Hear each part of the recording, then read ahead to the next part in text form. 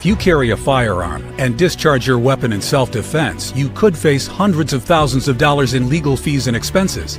So carry the protection of CCW Safe, Self-Defense Legal Services membership. Upfront payment of all criminal and civil defense costs with no out-of-pocket for members.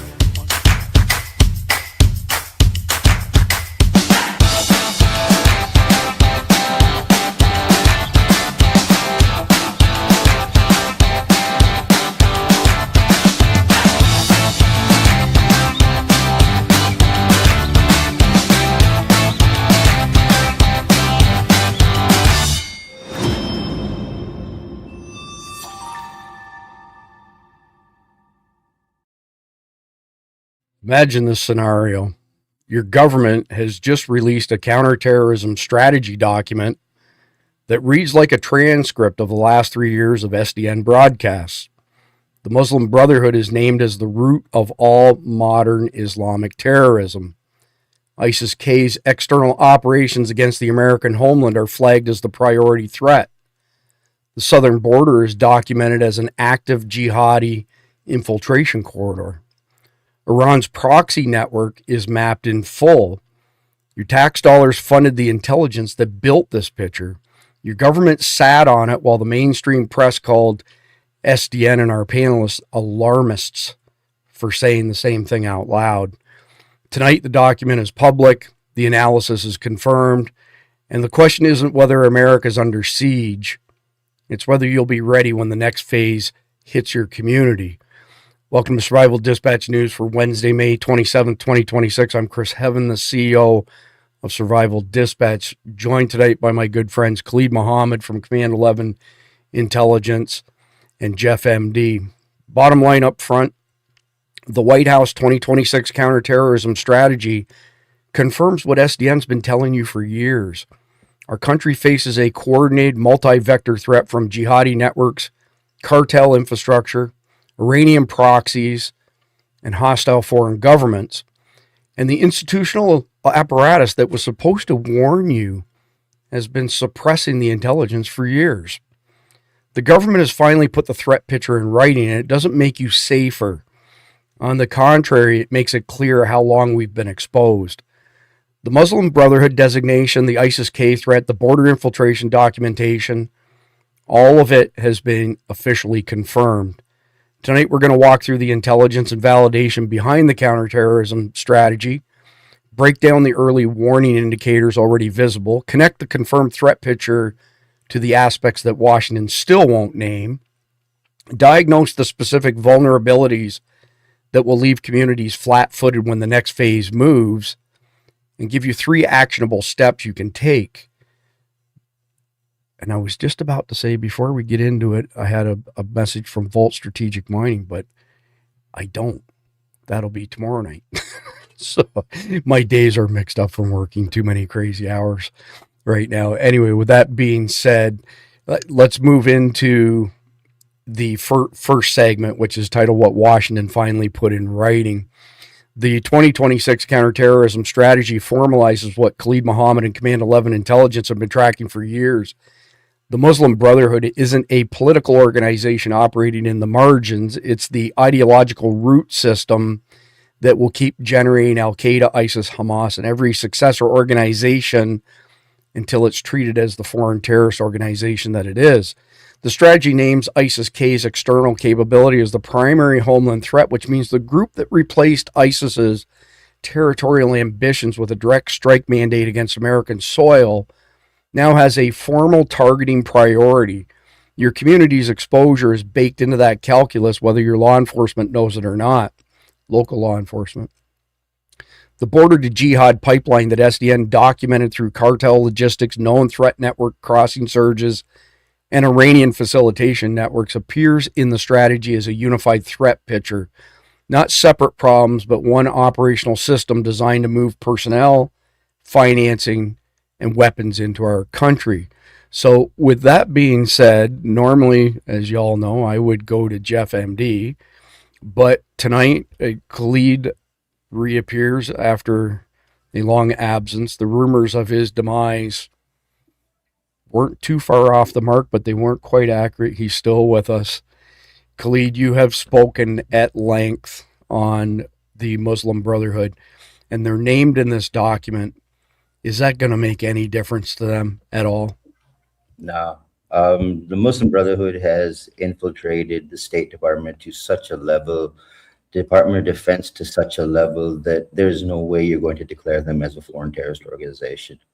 The whole counterterrorism strategy the White House put out, it echoes everything that we have said on SDN, everything that CommandEleven has said. If you remember, about a year back, we put out the U.S. homeland threat, where we flat out said ISKP was going to attack. And a lot of people said to us, "You're full of shit, and this is Al Qaeda, and it's going to be Al Qaeda, and it's going to be." And we kept saying, "No, no, no, you got this wrong. You got this wrong." What the White House put out the other day is, I would say, 110% testament to the fact that Kash Patel had his head up his ass, calling things clickbait, saying that there was no threat to the U.S., talking about how Iranian sleeper cells were under control and they had their eyes on them. If that was true, then how was Ivanka Trump turned into a target just the other day and almost hit by an IRGC operative? Chris, for me, what the State Department put out, what the White House put out, Donald Trump's signature on the document, it is testament to the fact that we have been dead on. No matter how many people have been talking about how we are fearmongers, alarmists, whatever adjective you want to use for the SDN team, they were wrong. And now the White House has finally figured out we're right. And we were dead right from a year ago, 2 years ago, 3 years ago, 4 years ago. The question now is, what are you going to do going forward? Because the threats are real, the threats exist, the threats are going to manifest themselves much, much faster now that they've been openly named. What you're going to do is what is the question for the White House. And if you're going to continue having people like Sepp Gorka and Kash Patel guiding the White House, it's going to be 12 months of sit on my hands doing nothing again. And that's what our fear is at CommandEleven. Yeah, I was afraid you were going to say that. So welcome back to your position as head Ray of Sunshine. The boys have been filling in for you, including JJ Carroll. He's been the head of Ray of Sunshine department lately, but the mantle returns to its rightful owner. Jeff, give me your thoughts on Muslim Brotherhood. Well, Muslim Brotherhood has been an evil ideology for decades. They aren't new. They've been around forever. And what's ironic is they haven't hidden their agenda at all. Ask the Egyptians. They've been declared illegal in country after country in the Middle East, not in the West, but in the Middle East. Because they're against, they're trying to undermine all the governments in these Middle Eastern countries. And, and people can say, no, they're really not. They're just a political group. It's the same mentality of those people who say Hezbollah is just a political party in Lebanon. It's like, well, when's the last time the Republicans or the Democrats hijacked a plane and killed people? And, the answer is absolutely is never, but they do that shit all the time. When's the last time a political party anywhere else in the world launched a rocket attack on a neighboring country? Muslim Brotherhood is not a political organization. Well, it is in that it's trying to overthrow basically the world, but it's a terrorist organization. The methods they are willing to use to achieve their goals, straight up terrorism. Yeah, I'm not an expert on the Muslim Brotherhood, but everything I've read, everything I've seen concurs with your opinions. I want to address something here I want you to address as well, Khalid. So Daryl Walker says, we hear the same thing day after day. Attack dates keep getting pushed back. I don't want it to happen, but it's starting to seem like this is to sell product. Predictions are all inaccurate. Well, we don't sell any products at Survival Dispatch, for starters. And secondly, we are infiltrated with hundreds of thousands of known jihadis in America. Anybody who thinks that there's not going to be an attack is wishful thinking. But two major things happened that have delayed the complex coordinated terrorist attacks. Number one, Pakistan wiped out the command and control centers in Afghanistan. You cannot do CCTAs without the command and control centers. Look at Mumbai 2008. There were actually 2 command and control centers where these guys are monitoring for 10 attackers, okay? So if you have hundreds, even thousands of jihadis attacking simultaneously in America, you need massive command and control centers that are monitoring news, social media, body cams, and directing these guys, hey, don't go here, go there. Hey, law enforcement's on their way. Stand put, get the secondary bomb ready to go off. And then on top of that, we smoked the command and control centers in Iran. And basically what you have is you have Al-Qaeda, which has the patience of Job and will continue to work towards 9/11 2.0, but they can't do it without the command and control center. So don't believe for a minute that they're not rebuilding them. Khalid, I want to turn over to you for more specifics. You were directly involved in this from the Pakistan side. Yep, we were in the war room. We were running targeting with the Pakistan Air Force and the Pakistani military. We had assets on the ground inside of Afghanistan during the onslaught that we carried out inside of Afghanistan. Even after the bombing stopped and the quote-unquote ceasefire that we had as per Qatar and Turkey's wishes, there were numerous commando raids, private ops that went on inside of Afghanistan, where leftover targets were taken out. There's a lot of things I can't talk about because of what I've just been through. So I'm going to keep it very careful what I say. Be forewarned, if Pakistan had allowed things to stay the way they were in Afghanistan, the Americans were not going to bomb Afghanistan, even though the US knew full well that it is now the University of Jihad in Afghanistan. Nobody in the US wanted to bomb Afghanistan, thankfully, thanks to Seb Gorka and his relationship with Zalmay Khalilzad, the de facto president of Afghanistan, the representative of the Taliban to the US government. Nothing was going to happen. It was Pakistan that said, okay, that's it. We've had enough. We're not going to tolerate this anymore. And I'm going to let a couple secrets out. While we were bombing Afghanistan, the US was telling us to stop. And we said, go screw yourselves. If you're going to give us the bodies back that they have killed of ours and give us those lives back, then we'll stop. But if you're not going to do it, we are. And we took out quite a bit of your hardware that was sitting inside of Afghanistan. Of the roughly 3 billion of the, okay, let's roll this backwards. The US left $7 billion worth of weaponry in Afghanistan. 2 billion of that was sold. What was left in Afghanistan, Pakistan did everything that it needed to do to take out those ammo depots. At the same time of taking out those ammo depots, we took out their senior commanders. We took out their command and control centers. We put the fear of God into the Taliban to the point where they were screaming, please stop, please stop. They went running to China and begged the Chinese to get us to stop. And even though with China, we have had a very long relationship, China turned around to the Taliban and said, either accept the Pakistani demands or we're not going to stop them from bombing you. That turned into a very, very big indictment on the Taliban, and they didn't have anywhere to run to. What's happened as of late, if you're reading the CommandEleven website, you're seeing we're doing a lot of exposés on the relationship with ISKP and the Taliban Pakistan, the Pakistani version of the Taliban, the Haqqani network and ISKP and the TTP, the Haqqani network and ISKP and TTP and the Baloch Liberation Army. These are all the forces waging war against Pakistan, and the level of damage that we have carried out against them has them on their back foot. Where we see it right now is what the US did in Iran and what we did in Afghanistan. We have crippled them. What we're seeing now is the command and control centers are now being shifted to Mali and the Sudan because they feel safer there, going back to the Horn of Africa where they felt safer to begin with. And if the US does not continue its onslaught, you're in the Middle East right now. There is no reason to stop. Hit Syria, hit Mali, hit Sudan, wipe out the entire ISIS framework and put this to bed forever. But if you don't want to do it, someone else is going to step up. And if it ends up being Pakistan, we are sitting in Saudi air bases right now with our squadrons, with our fighter pilots. And if we're given a green light to go, we're going to go.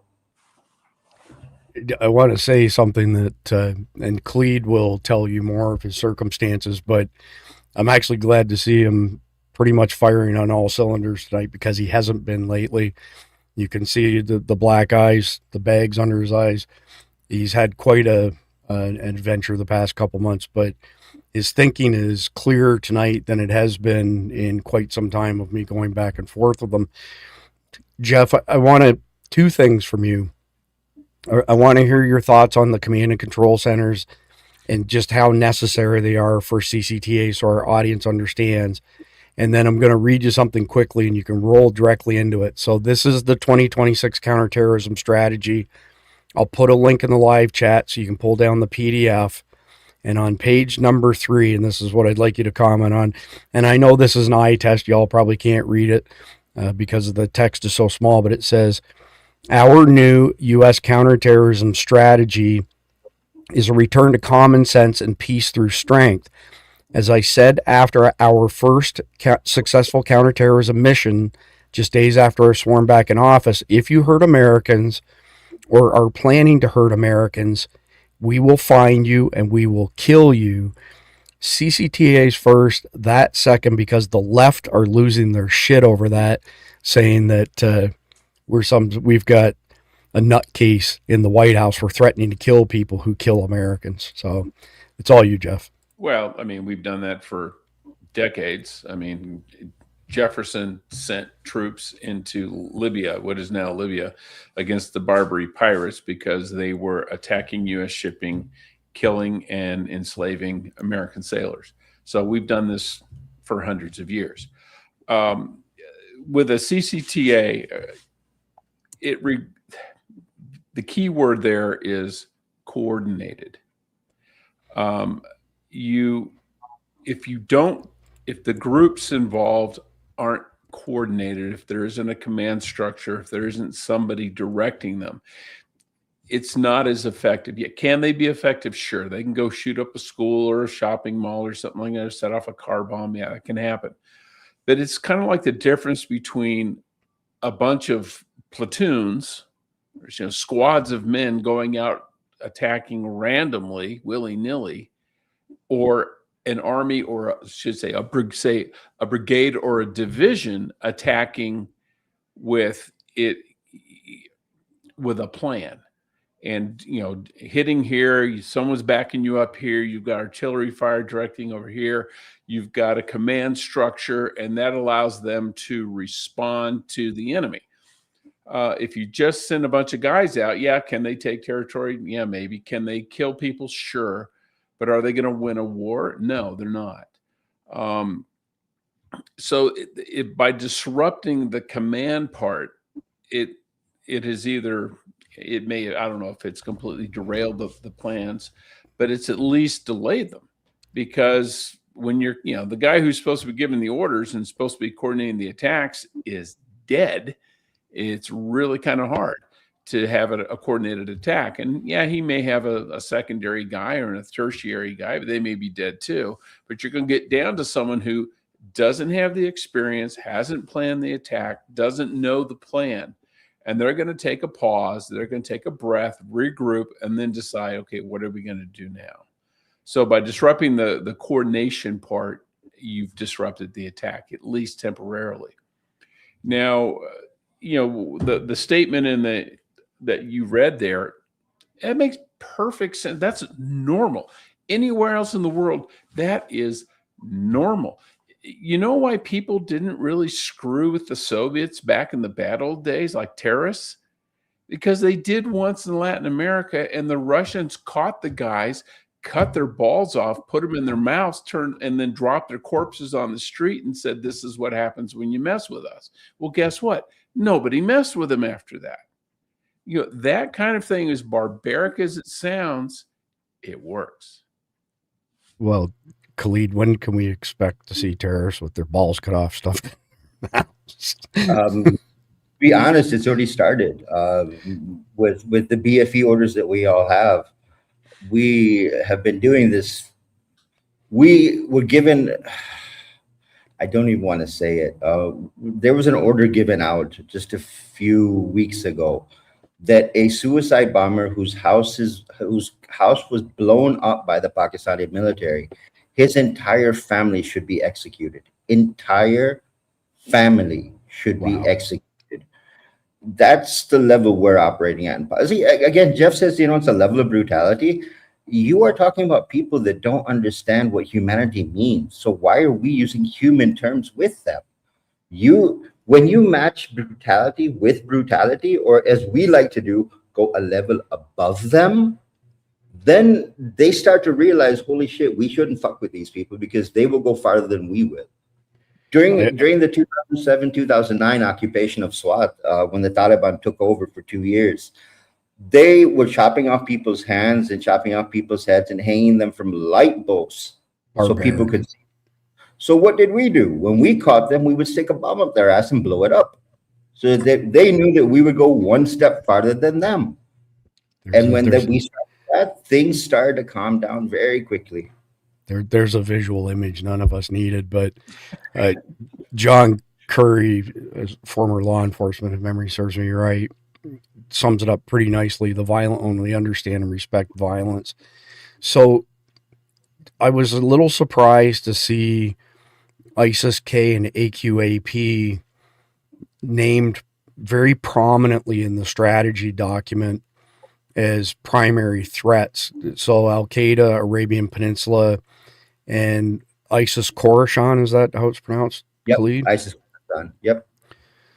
So I want to get both of your thoughts on those. I didn't realize that they were larger groups. I'll be honest with you. I hadn't even heard of ISIS-K until you mentioned it to me 14, 15 months ago, Khalid.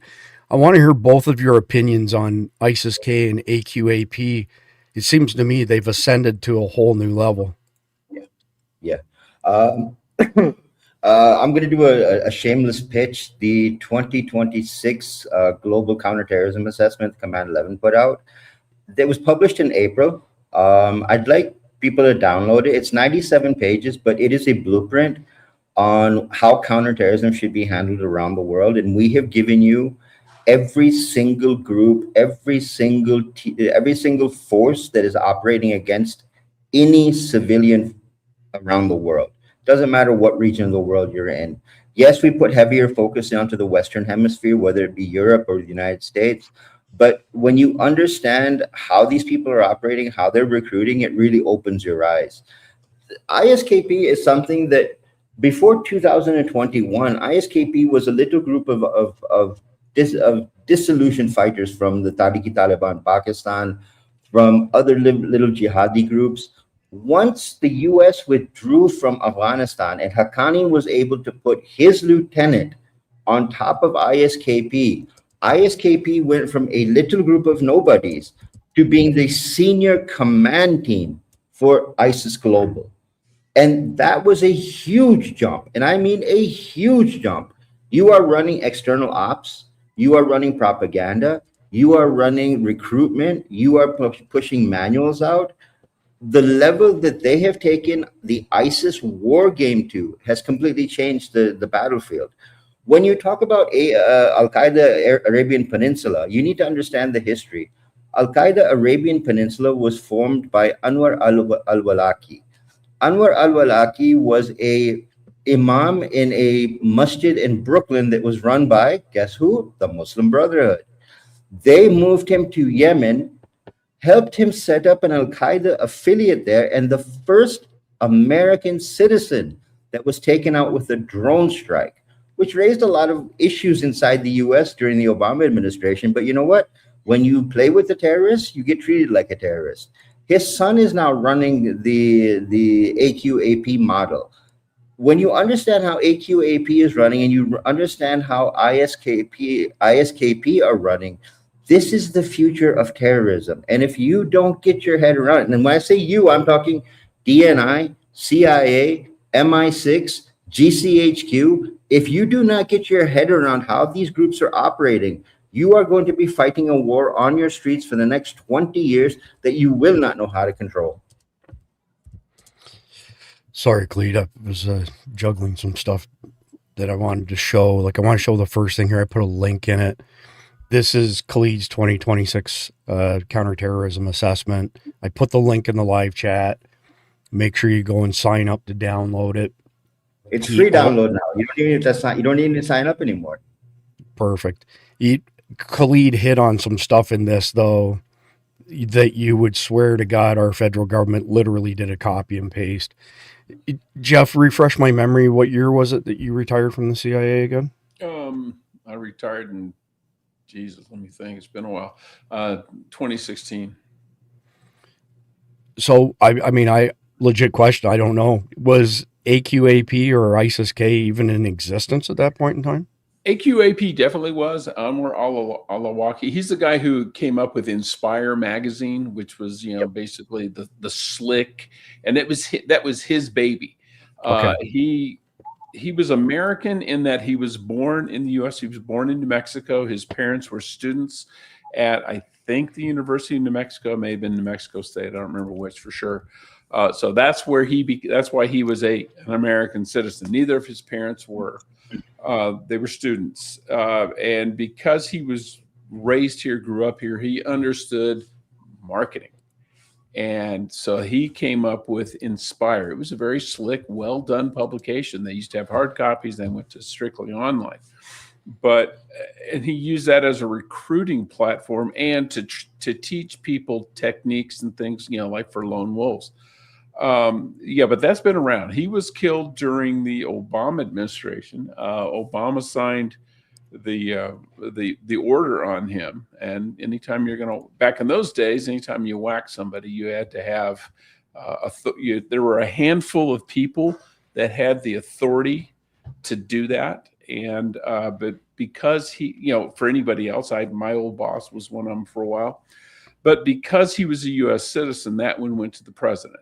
And Obama signed off on that. And it was a big deal. It was a big stink at the time because, you're droning U.S. citizens. Well, we killed U.S. citizens in World War II all the time. There were Americans of German descent who went back to Germany and joined the Wehrmacht and the SS. And then they got killed in combat. They got killed in combat. That was just them's the breaks. So it didn't bother me at all. You take up arms against your country, you get what you get. But yeah, no, he'd been around a while. Khorasan Province, I don't remember that one from when I was in. But you also got to realize there were a lot of terrorist groups that were organized under a different mantle and then adopted the mantle of Al Qaeda or ISI, these other Al Qaeda in ISIL and all that. They're almost an amalgam of different smaller groups put together, but they did it under the Al Qaeda and ISIL rubric because it gives them more cachet. And it's like a little company merging with a big company and taking on the big company's name. They weren't necessarily taking orders from bin Laden when he was still alive, but they wanted that gravitas of his name and his organization. All right. So if anybody else is boggled at the big words Jeff uses, put a 1 in the live chat. I'll put a 1 in there myself to go along with you all. It's like our mutual friend Don Mann always says, and don't listen to a word he says. Don Mann always says that Jeff's the smartest guy in the room, and Jeff always says when I'm the only person in the room, and that's a crock of shit. So anyway, he's clearly very intelligent. But a couple things, Khalid. I saw you shaking your head, ISIS-K, but shaking your head, yes, AQAP. And then Jeff mentioned the Inspire magazine. And this isn't the most current one. It was just like a quick result that I got April 1st, 2026. Al-Qaeda in the Arabian Peninsula's latest Inspire guide glorifies Bondi Beach attack. Do me a favor, Khalid, kind of bring us up to speed on what AQAP is and what ISIS-K is relative to Al-Qaeda and relative to ISIS proper. Okay, so Al Qaeda itself was the master organization for all global terrorism. At the time, there was no such thing as ISIL, which is now the modern day ISIS. Al Qaeda and ISIS, their models vary in a couple of different ways. Al Qaeda believed in planning out a long, well thought out, spectacular attack, and it's a phrase they use in their propaganda: spectacular attack. That is what they were always after. When you look at how ISIL and ISIS operated, they were looking to do maximum psychological damage as quickly and as repeatedly as possible. So we were talking about two separate models. What Anwar al-Awlaki did, he said, listen, hold on. We're able to convert all of these Muslims that are sitting in the Middle East because they understand Arabic and they're coming to our madrasas, and we're able to mentally brainwash them. But what about all those Muslims that are living abroad that don't speak Arabic and don't come to our madrasas? So what he came up with was Inspire. And Inspire was an English magazine. And Chris, when you see an Inspire issue, you would think this came out of a Broadway media house, because it is polished, it is glossy, it is well written, it is photographed. The quality of videos that they put out behind it, it is production level where you would go, wow, this is recruitment quality material. What ended up happening is that ISIS went, wait a minute, we need to compete with this because this is something that we don't have. So when ISKP was created, and I'll clarify this for everybody, ISKP was created 2017, 18. It was a combination of all of the pissed off fighters from the Taliban, from Al Qaeda, from the Pakistani Taliban, from the different jihadi groups inside of Pakistan, the different jihadi groups inside of Afghanistan, that all said, well, you know what? We don't like the ideology of the main group that we're in, so let's join another one. What ended up happening is that ISKP, for the first 4, 5, maybe 6 years, had no legitimacy. ISIS would not even let them sit at the big boy table. They weren't even considered, a threat. When Sanullah Ghaffari, who is the mastermind of the Abbey Gate attack, when he took over with Haqqani's anointment and blessing, Haqqani helped him carry out the Abbey Gate attack. When they were able to carry out Abbey Gate, all of a sudden ISKP became the people to get to know with. Now, when they became the people to get to know with, ISKP became the mouthpiece, putting out propaganda videos, putting out guidebooks, putting out different types of materials that became the lone wolf strategy. That lone wolf strategy spread across the planet so quickly that ISIS had no choice but to sit ISKP at the table with the big boys and say, all right, tell us what we need to do next. How do we relaunch? How do we recreate our power? When you understand the basics behind it, and please be clear, Haqqani is running ISKP. This is not a separate organization from the Haqqani network. This is one organization, but you have the deniable organization. You say, oh, it wasn't us, it was them. It was them. It was them. And at the same time, they're using it was them to collect counterterrorism funds from the US for attacking ISKP safe houses, ammo depots, which are all empty. And the people they're killing are people they want dead anyway. Wow, that's that's a lot of stuff that you just said I didn't know about, Clete. Appreciate that. Jeff and Clete, you can also comment on this after Jeff as well. I want to say that one of the things that our team did really well leading up to this 2026 counterterrorism report was connecting the radical jihadis to the cartels. And of course, that was happening when you were in the CIA. I mean, our good friend Don Mann, who was a Navy SEAL then CIA, told me that, you guys were tracking hundreds of Hezbollah guys in particular that were tied to groups in Central and South America and so on and so forth. And then, of course, the Maduro raid uncovered that as well. Tell them, I'm pretty proud that you guys nailed that, because just for the audience's benefit, I took the 2026 federal counterterrorism strategy and I dumped it into 3 different AIs. I have 15 subscriptions to different AIs, and I said, compare this to Survival Dispatch's news reports, over the past several years. And the worst we scored was 90% accurate. The highest we scored was 95% accurate. I'm the host, I own Survival Dispatch, and I did not care for Steve Jobs' politics at all. But one of the things he said that always stuck with me, and I had the privilege of seeing Steve Jobs speak in person, is that a great way to succeed in business is to surround yourself by people smarter than you and get the fuck out of the way and let them do their thing. So I try to do that as much as I can. Clearly, I've succeeded at surrounding myself by super intelligent people. Jeff, I want you to speak to it first, because this is something that you guys were tracking in the 1990s.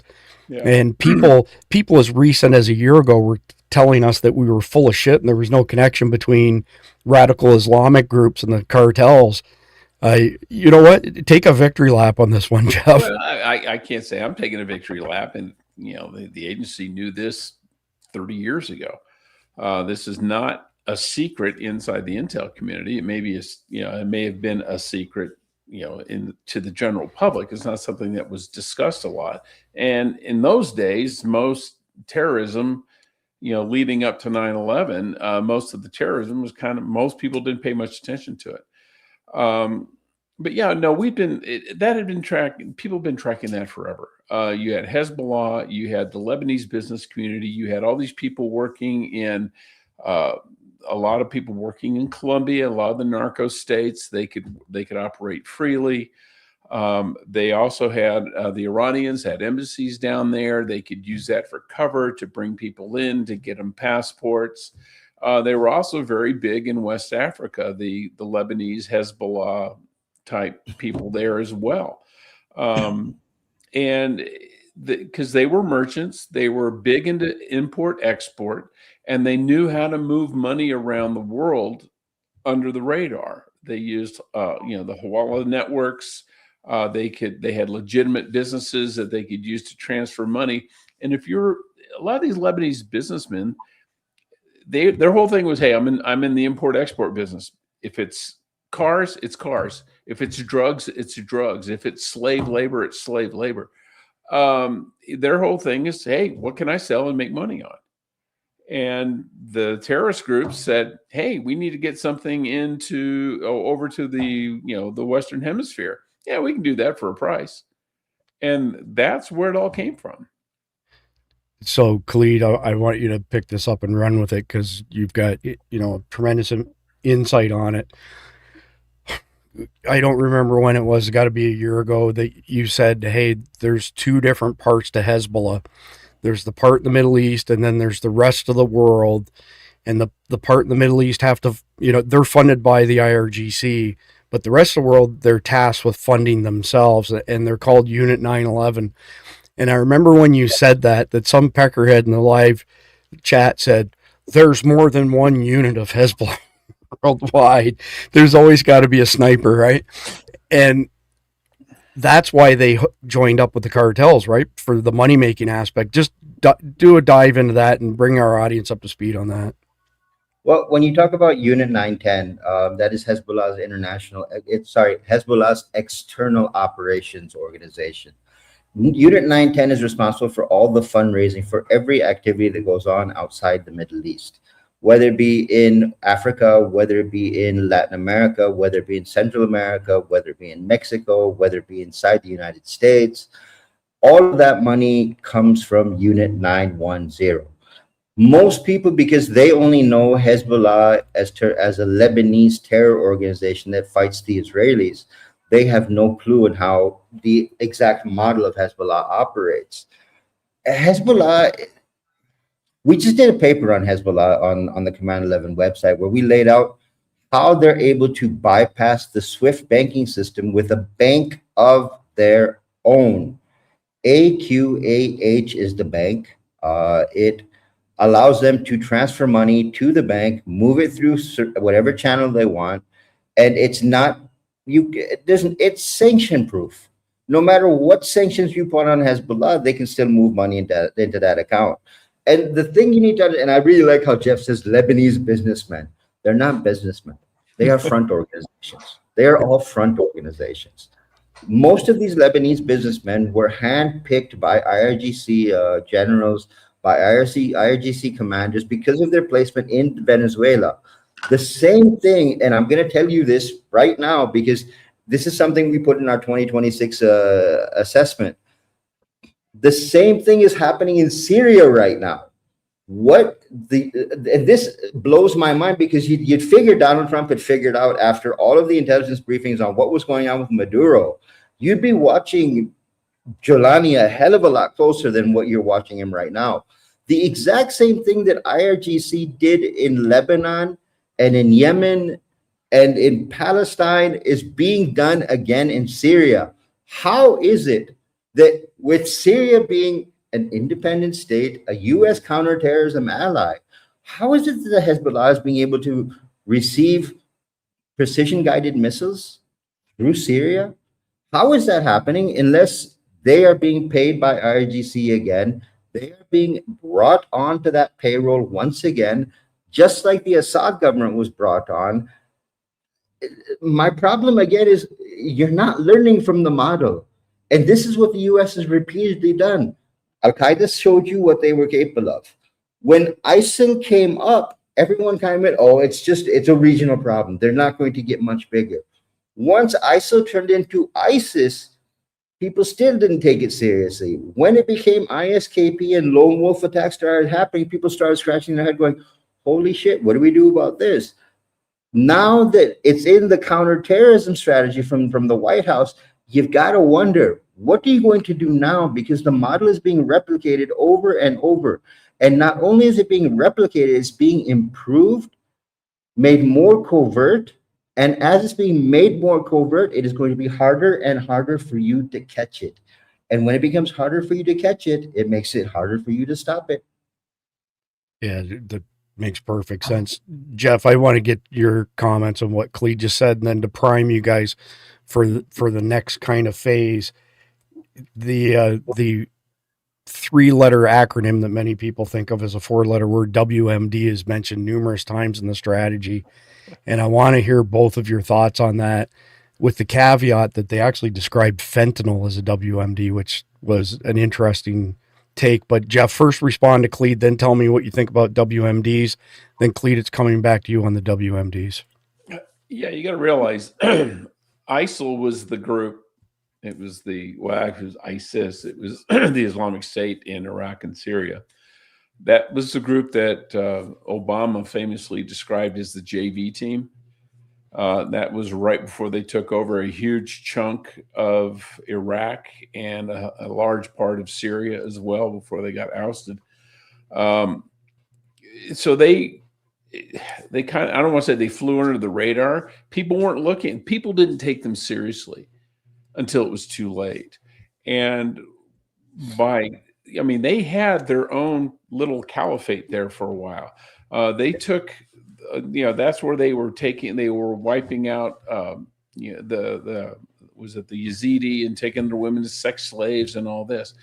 And they were finally ousted. But when you have your own territory like that, it allows you the comfort, the luxury of organizing. You're not constantly looking over your shoulder, someone about to kick in your door because you're going to get raided. The police were theirs. They ran everything there. So that allowed them to get organized because we didn't take them seriously. Some people did, but the powers that be, the ones that mattered, did not. So, yeah, I don't want to say they're a creature of our making. They're a creature of our negligence. Let's put it that way. Now, as far as WMDs go, everybody thinks, oh, nuclear weapons. Yeah, okay, nuclear weapons are definitely a WMD. It's one that's very difficult to obtain. It's a huge industrial process to make one. As look at the Manhattan Project, as Iran's finding out as things get blown up, you need a lot of infrastructure. Other ones that don't require that kind of infrastructure, chemical weapons, and fentanyl would definitely fit in that category. Ricin is a biotoxin. It comes from castor beans. It's not really necessarily manufactured. It's synthesized or it's separated from castor beans, and then chemical weapons, which have been around since World War I. So those are relatively low tech, and the weaponization of biological weapons can be tricky. But if you're just looking at it as a terror vector, not that hard. Yeah, appreciate that. So, Khalid, I want to hear your thoughts in general on WMDs, but I also want to hear anything that you can share as far as any either intel that your guys came across or that you've come across, any firsthand things that you can speak to as far as WMDs are concerned. Well, I can tell you this much: 4 months ago, 5 months ago, the National Security Council was briefed on the ability of Al Qaeda and ISIS of being able to use WMDs. The guy who briefed them was laughed out of the National Security Council. The intelligence that was given by a friend of ours, someone who's very close to us at CommandEleven. We trust them completely in what they say. The chemical labs inside of inside of Afghanistan are still operational. The chemical labs inside of Syria are now in control of HTS and Jolani. The cautious states, when I talk cautious states, I'm talking Azerbaijan, Kazakhstan, Turkmenistan. These countries have famously hosted Russian biological weapons specialists who have gotten university grants and been funded to create biological weapons. Now, back in April of last year, when we put out the hospital threat assessment, we said, listen, WMDs, CBRNs are a definite possibility. We were laughed out of the room. People said, we've lost our minds. Okay, so we've lost our minds. Now, are you going to say the same thing about Donald Trump? That, when he says WMDs and CBRNs are a potential threat to the U.S. homeland, he's full of it as well. What we're seeing, Chris, is everything that every analyst who was worth their weight was saying a year ago. Now the U.S. government is saying, maybe it wasn't clickbait. Maybe these guys were right. Maybe you're actually dead on with what you're saying to us. And we've had our heads so far up our keister that we didn't know what to listen to and what to not listen to. The threat of a chemical weapon in the U.S. is 65-70%. 65-70%, because it can be created in the basement of someone's house. Don't believe me? Go look it up. They caught a 16-year-old girl in Europe during the World Cup. During during the Winter Olympics in France. They caught a 16-year-old girl in Denmark making chemical weapons in her basement, and they classified them as military-grade chemical weapons. If a 16-year-old can do it, what makes you think a motivated jihadi can't do it? Well, the John Kerry adds as well, these idiots in our own government are too stupid to realize that we've found labs on our own soil. Jeff, wasn't there one in Vegas found not too long ago? I think there was one in Vegas. I know there was one in the deserts of California. Two in California was running it. But I tell you what, what someone needs to be looking at too, not to be an alarmist, and I'm not saying this is happening. I'm just saying someone should be looking at it just in case. We have an Ebola outbreak right now in Africa. Boy, if you ever wanted to go and acquire a sample of a nasty disease, a nasty virus, that's the virus. Now's the time, and that's the place. Think about these things are hard to come by. Like, smallpox would wipe out billions of people, but there's only a limited numbers of people who have samples of the viruses, like us, the Russians, maybe the British do, and they're in some deep freeze somewhere. But if you want Ebola, you've got to, and you don't have it in a lab, you've got to wait for an outbreak, because that's where everybody gets their Ebola samples from. Well, guess what? There is an outbreak right frickin' now. And the World Health Organization has come out saying our efforts to control it are not working like we hoped. It may be getting away from us. Yeah, the Ebola permeate angle is interesting. Don't bug me. Thank you. He's asking, was GNK Aerospace in Garden Grove arson? Do either one of you have any insight on that? I'm not up to speed on that. No, I don't know that one. Fair enough. So let's wrap up the first segment with both of you weighing in on, well, let me just prime by saying this. I think the biggest takeaway from this counterterrorism strategy from our federal government, 30,000 foot view for the average American, is it doesn't say this threat is coming to America. It says the threat is already here. It confirms what we've been saying for quite some time now. And for whatever reason, the government's, not wanted to admit to it. Khalid, take first run at that and the importance of people getting their heads wrapped around that. Well, the reason the government won't admit to it is it will cause mass panic. The reason Donald Trump was elected to office was to protect the U.S. homeland. He was elected on an America First platform.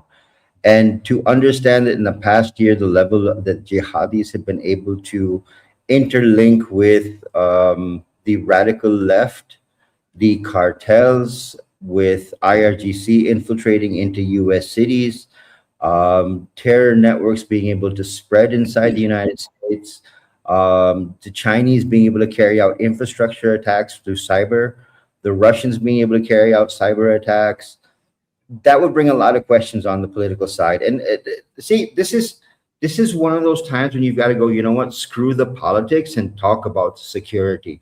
Because when the shit hits the fan, Donald Trump will be standing by himself.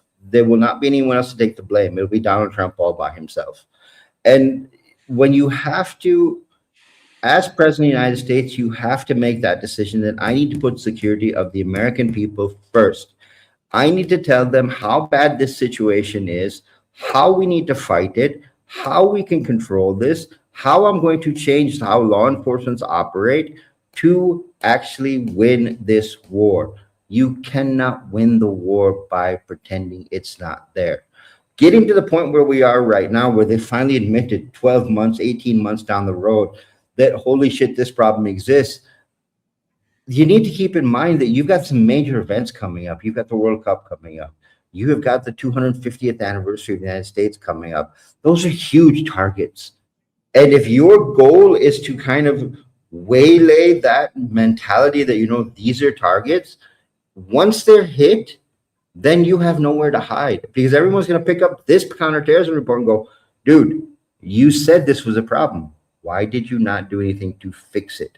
Why was there not a substantive change in law enforcement, in intelligence operations, to be able to fix this problem? Donald Trump is going to get hung out to dry on this. And that is my fear, that Donald Trump is going to get hung out to dry on this. He has got to take the front foot and say, listen, this is what I'm going to do to change the model of how we operate in U.S. law enforcement and U.S. intelligence to fight the threat that is on our soil and on our borders. If it means shutting down the borders of the United States for a year to be able to clean up the U.S., no one is going to get upset about that. But if a terror attack happens, no matter what you do afterwards, it will not matter. Yeah, that's absolutely true. I personally think that when he's out of office, they're going to go after him with everything that they've got to try to put him in prison if they don't kill him before then. Jeff, your take on the admission in this counterterrorism strategy from the feds that the bad guys are already here? Because we've heard for how long now? There's nobody here. We have nothing to worry about. These are not the droids you're looking for. Yeah, we've known for years, J.J. Carroll in particular has highlighted the number of special interest aliens that have gotten into the country over the last 4 or 5 years. Well, it stopped or the flow stopped when Trump got elected. But those people who got in the previous 4 years are still there. They're still in the country. They haven't left. Maybe a handful have been, accidentally rounded up during an ICE raid somewhere, but for the most part, they're still here. This report, I think the pessimist in me tells me it serves two purposes, because they're not really, I've seen nothing to indicate that they're actually trying to act on it in any way. I think it's for the anti-Trump people, it's on the record saying Trump knew this, he signed it, therefore he's been on notice, so anything that happens after this point is on him, which it would be anyway as the president. In this case, shit rolls uphill. But the other one is, I think it's a giant CYA for a lot of people in the law enforcement and intel communities, because they can go, we told you, don't blame us. We told you weeks ago, months ago, years ago, this was going to happen. And that's what a lot of it is people trying to protect their careers. Yeah, it reeks of that, to be quite honest. All right, let's move into segment number 2, which is titled "The Signals Are Already in Your Daily Life." So you don't need a classified briefing to see the early warning indicators that the Counterterrorism Strategy document describes. The border crossing surges tied to known threat network logistics routes, the cartel distribution infrastructure expanding into cities that had no cartel presence 5 years ago, and the domestic radicalization cases accelerating in communities that assume they were too small to be a target. ISIS-K's operational chatter has increased in frequency and specificity as the group absorbs lessons from the Moscow concert hall attack and applies them to American soft target environments. Your community's large public gatherings, transit hubs, houses of worship will all appear in the threat picture before any federal alert reaches your local sheriff's office. The behavioral indicators of radicalization, the social isolation, the sudden ideological rigidity, the interest in operational security and travel to conflict-adjacent regions is present in communities across the country right now, and the people best positioned to recognize it are neighbors, coaches, pastors, not federal agents. As a matter of fact, I can't remember the exact number, but I saw an FBI report that said something like the past 50 people, let's say, that they picked up on either proof or suspicions of terrorist activity, all came from somebody in the community raising, the red flag to the authorities. So take that for whatever it's worth. Khalid, give the audience what the observable indicators are at the community level that tell people who are paying attention that these threats are active in their communities. Well, the first thing you need to look at is when you've got kids at home, start checking their mobile phones, start checking what video games they're playing, because every video game has a chat function inside of it. And it's very easy to figure out how to get somebody radicalized from their mobile phone. Parents today, and I don't mean this as a slam on parents, but you guys need to become more vigilant in what your kids are doing and who they're involved with. When we start talking about how radicalization happens, someone who's looking to radicalize someone is looking for you at one point to show some level of dissatisfaction towards your quality of life, the situation in your country, the situation in your community. Once they see one of those three things happen, they will start to pump into your brain. And when they pump into your brain, they go, you're right, that problem does exist. You're right, we should do something about that. You're right, we should get together and talk about that. That is what we call the doorway. That doorway turns into a virtual handler someplace else in the world who actually turns you into a radicalized terrorist. We've documented this in the 2026 report. because we want people to understand. We've actually put in there community level steps that you can take on how to become the safeguards for your own community to keep people from being radicalized, putting people in play, the warning factors you need to look at, what you need to be looking at, because it's very easy to go, okay, this guy used to be really active with us and now he's withdrawn. That's a huge red flag. That is a huge red flag that goes up. Someone who's been active with you and been very friendly with you all of a sudden starts to pull back and pull back and pull back and not answer messages and not answer phone calls and not come to the events they used to come to. That's something that's wrong, and it's something you need to have some kind of an intervention model with. Most communities don't understand how to intervene to keep that radicalization from happening. That's why we keep, and I've done this shameless plug over and over. The 97-page blueprint that we have written for you is counterterrorism at the ground level on how you as an individual, how you as a community can fight terrorism in and around your doorsteps. That is why we want you to read it, why we want you to look at it, because number one, we don't care about politics.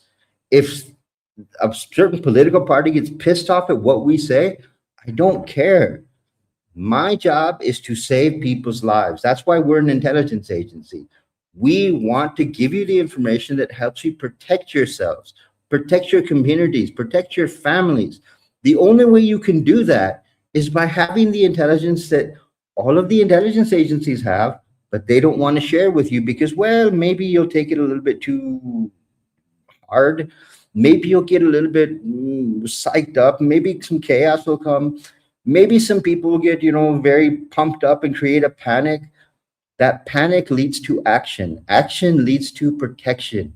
When you don't see those steps working, you're not protecting anybody. And it's the reason I keep making the shameless plug to everyone. When you read it, you will read it once, you will read it twice, you will read it a third time, because the sheer depth of information inside of that guide will help you defend your community from all the threats around you, whether they be cartels, whether they be IRGC, whether they be drugs, whether they be community radicalization. It's all in there. You need to get real with what's happening. Now the White House has put it out there and said, yeah, the threat exists. Tell us how to stop it, because that's what they don't understand either, is how to stop the threat. So, Jeff, I want to get your thoughts on spotting these people in our communities, because it's something that it's a skill that you have and that you're really good at when you're in the CIA. Just quickly, somebody named Jay Hart wants to know why he saw ads after I said there are no ads on Substack, but he's on YouTube. So try and connect the dots here. There are no advertisements on our Substack. This is going out to 10 platforms. Go to survivaldispatch.news. That is our Substack.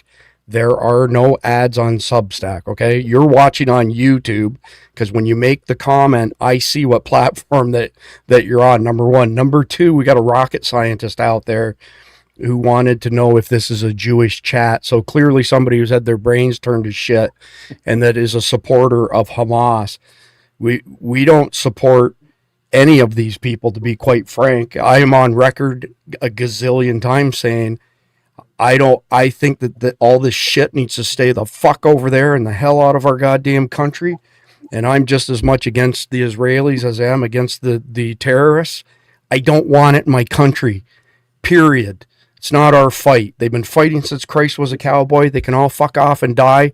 We should turn them into a parking lot at the end of the day, the whole entire Middle East, and be done with it. Sorry if that's a little harsh, Khalid. We'd want you to escape before we did that. But either way, Jeff, go ahead and speak to spotting people in your community and behavior that gives them away.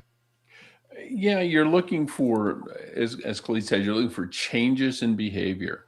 But to spot a change in behavior, you have to know what the normal behavior looks like. So that means you need to be engaged with your neighbors and the people at church and at work and the grocery store and everything else, because you can only spot the change if you know what normal looks like.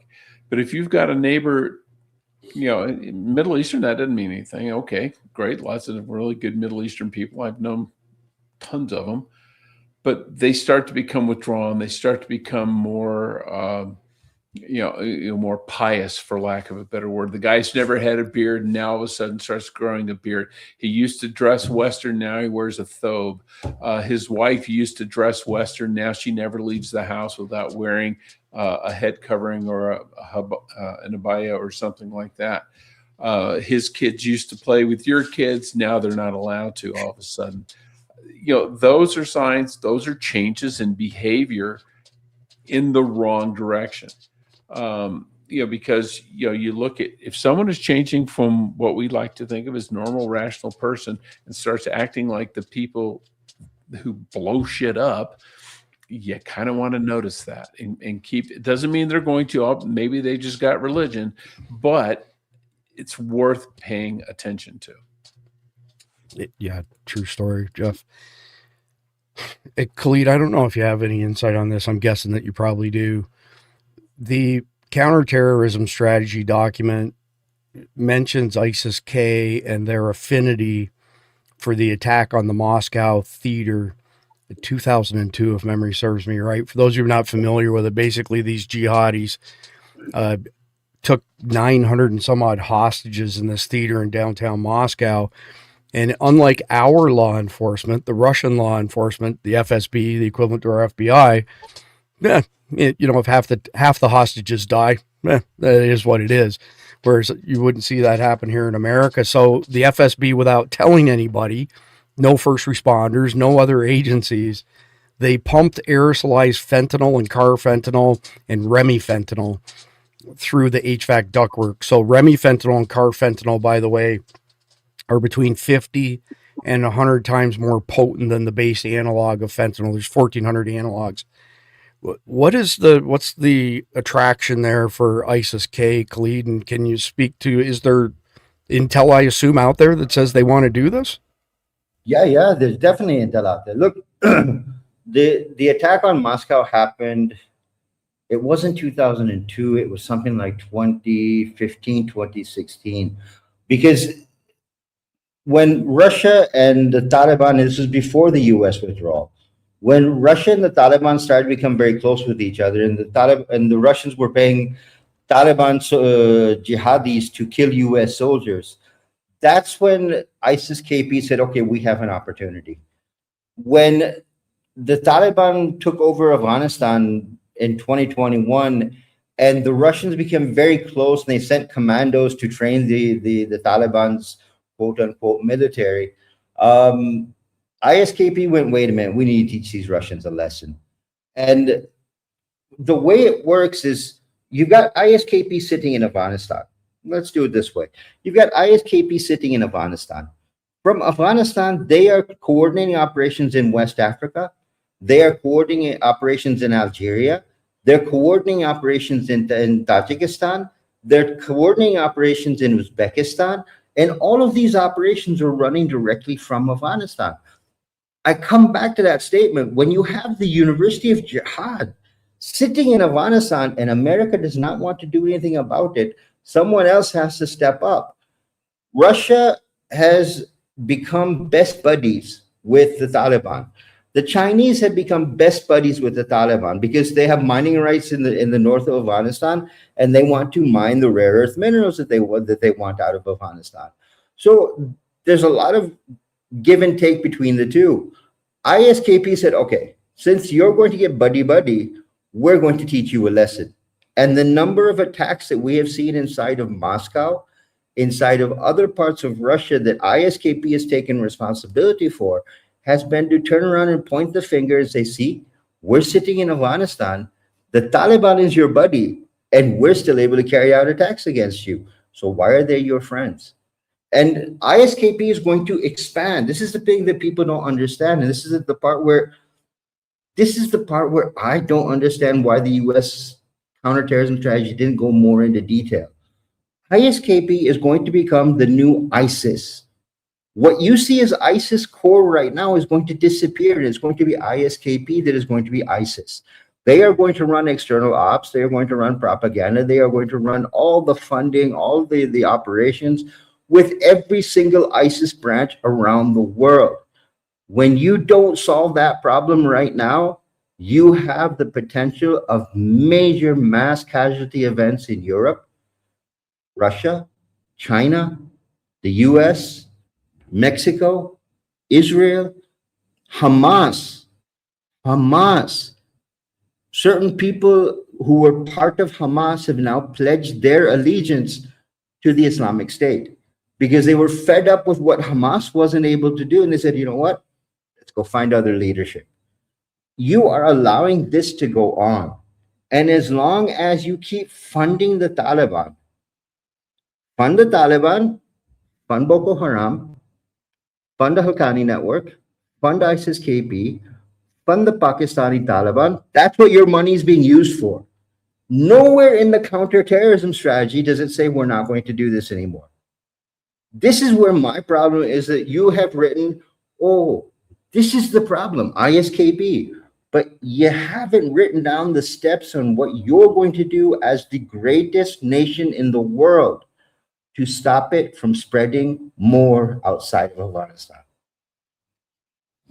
So, Jeff, lots of insight from Khalid there. I don't have a question for you. I just want to hear your thoughts on it, but I need to close the loop on the Russian FSB. When they pumped that air-sliced fentanyl into the theater, they killed hundreds of people that could have been saved with Narcan, but again, they didn't tell anybody else. And I see somebody says, you know, earlier when I was speaking to the Middle East, that this used to be a good show.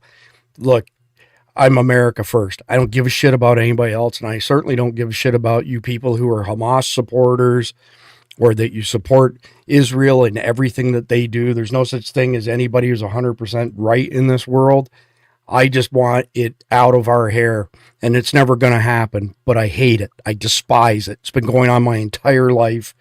It can stay the fuck over there. It is not our job to solve this shit that's been going on forever, and for our young men and women to be killed, trillions of dollars spent on this shit. How about we spend the trillions of dollars on America first?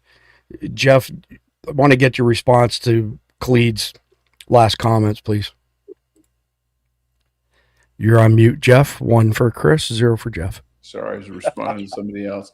Yeah, ISIS-K, yeah, but terrorist organizations, especially the leaders of the terrorist organizations, is constantly morphing.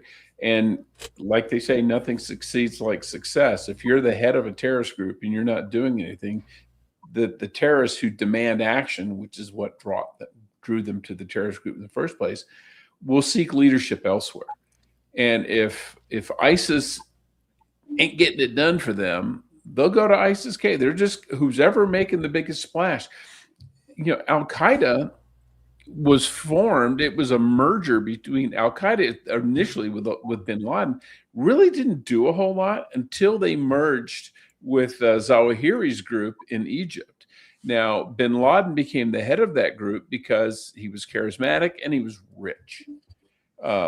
The other half, the Egyptian half, had people, it had activities, they had done stuff. They were involved in Anwar Sadat's assassination, but they didn't have the resources to go global. So between the two of them, they went global. So they are constantly looking for the leader they think they deserve. And if it isn't ISIS and they think it's, ISKP, then it'll be ISKP. If they fail, it'll be somebody else. Yeah, and that's part of the point when I was ranting, is that the nature abhors a vacuum, and that somebody immediately fills this stuff as far as these jihadis, shitheads are concerned. Khalid, talk to me about the radicalization of lone wolves in America. Who's behind it, and how are they doing it? Okay, so it starts out really simple. I look for somebody, and when I say I'm talking about the jihadi groups. You look for somebody who has a beef with his community, or has a beef with the state, or has a beef with the country they live in. Then you start poisoning their brain with ideas. You know, you should do this. You know, you should get together with us and have a conversation. You know, we want to do this. You know, We could help you with this. We could help you with that. The conversation slowly moves and moves and moves, and then you're handed over to a virtual handler. And this is something people need to understand, that again, it's not in the counterterrorism strategy. You're handed over to a virtual handler who's sitting overseas, who is ISIS. And what does he do? He goes, okay, let me help you. You want to make a bang? Let me teach you how to make a bang. What used to take 6 months to a year to radicalize someone to take any kind of an action can now be done in 2 weeks. Let that statement ring in your head for a minute. 6 months to a year can now be done in 2 weeks. The longest it takes now, with the online networks that have been set up by these jihadis, 30 days. Wow. In 30 days, I can take a normal person and turn them into a jihadi just by pumping them with videos and telling them they need to do something. And the only way things are going to change is if you pick up a weapon and go shoot people, or go pick up a knife and go kill people, or build a bomb and blow something up. That is where your lone wolves come from. And a lone wolf is what? He has been created, and it's what we call a remotely operated asset. Because all that's been happened is someone in the Middle East has decided, okay, I'm going to take X person sitting in Clearwater, Florida. I'm going to pump their brain full of radical thoughts. I'm going to teach them how to make a bomb. And then I'm going to let them loose on the University of Florida. And they're going to detonate a bomb there. And we have our own lone wolf. And we have something we can claim that, look, we were able to carry out a terror attack inside the US with all of your security, with all of your intelligence. We were able to do it without you going to stop us. You will not know who a lone wolf is until they carry out their attack. That's the scary part. The 2 weeks to 30 days that it takes to turn somebody into a radicalized jihadi, you will not know he's a radicalized jihadi until he carries out his attack. Controlling this, fighting this, requires a level of online patrolling, policing, monitoring that U.S. law enforcement, that U.S. intelligence is not ready to do. The Patriot Act gave you a lot of power.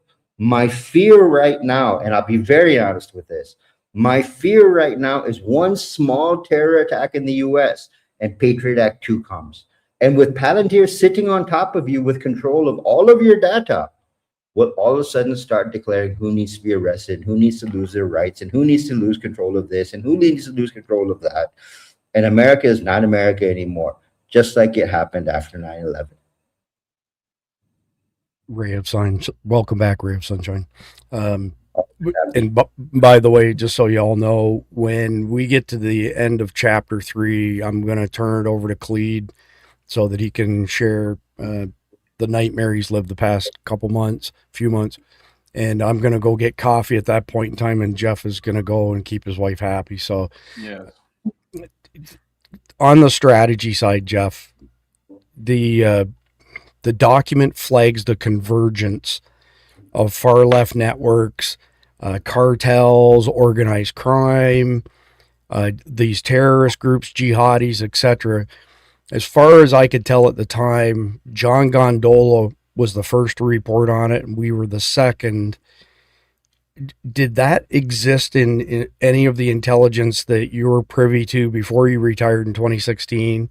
And give me your general thoughts on how they're converging together. It's like an unholy marriage of sorts. Are you talking about the red-green conversion? Yes. Yeah. That has been around in varying degrees for decades. You had the Baader-Meinhof gang in Germany, and they just released one of the leaders from prison, or just got, one of the leaders had been on the run, just got captured and sentenced to 13 years in prison. They were radical communist / anarchist group in Germany. They were the Baader-Meinhof gang and the Red Army. You also had the Red Army in Italy. They cooperated with terrorist groups in the 70s for logistical support and things like that. In fact, a lot of them when they fled their countries, went to the Middle East, where these, kind of Islamist countries gave them shelter, or a lot of them went to Cuba as well. It hasn't been a thing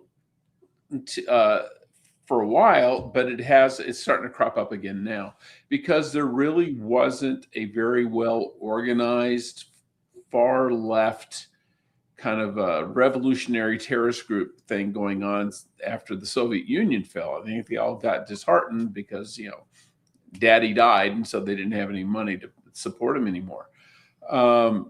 But you're starting to see it now, and I think you're seeing the Chinese are probably pushing it. I'm sure they're funding a lot of it. Well, I know they're funding a lot of it. I mean, the head of Code Pink is married to an American Marxist billionaire who lives in Shanghai and who funds, U.S. left-wing and anarchist groups across the United States. Singham. So it's kind of kicked back up again, as it's kind of the enemy of my enemy is my friend. And right now they all hate Trump, they all hate conservatives, and they all hate the America First movement. So they are, they're working together.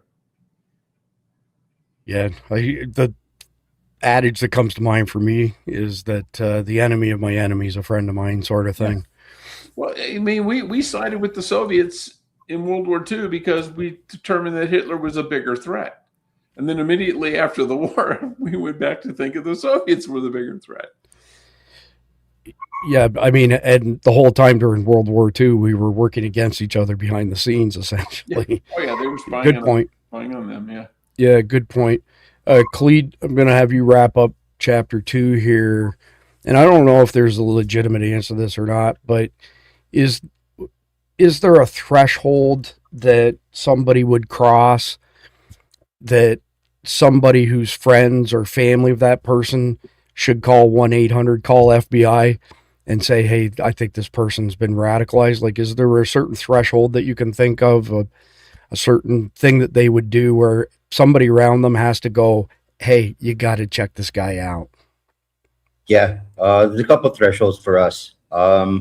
Threshold number one that we look at is when someone becomes completely withdrawn, when they are no longer part of normal society. And by normal society, I mean they don't even mix with people anymore. They have segregated themselves to a room or to a location where they're alone and they're with their mobile phone or with a certain group of people and talking all the time with them and only them. That's the first threshold that we look at. Second threshold is behavior.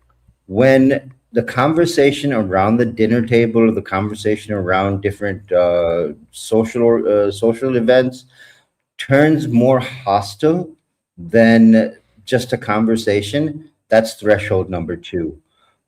Threshold number 3 from our point of view is when someone starts using more violent language. From going from, I really don't like how things are happening to, we need to do something about this. And the do something about that is always tied to a violent response of some kind. It's not something they go, well, we need to organize a bunch of people and go and protest or go and talk to our state rep. No. We need to do something. And the statement ends up being violent in some way, shape, or form. Those are 3 thresholds I triggered off of. I would never call 1-800 FBI. That's just asking for somebody to, just file a report and sit back and go, screw it. They told us we don't need to worry about it. Talk to your local sheriff. That's the first point of contact, because your local sheriff will be able to interact with people around the community, verify the information that you've given them, and then make some kind of a step towards stopping whatever that person may be working towards, maybe even wrapping up a cell. All you need is one person. Once you figure out one person is part of a cell, you can wrap up an entire cell fairly quickly. But someone needs to figure out the thresholds that you need to look for. And I just gave you 3 of them.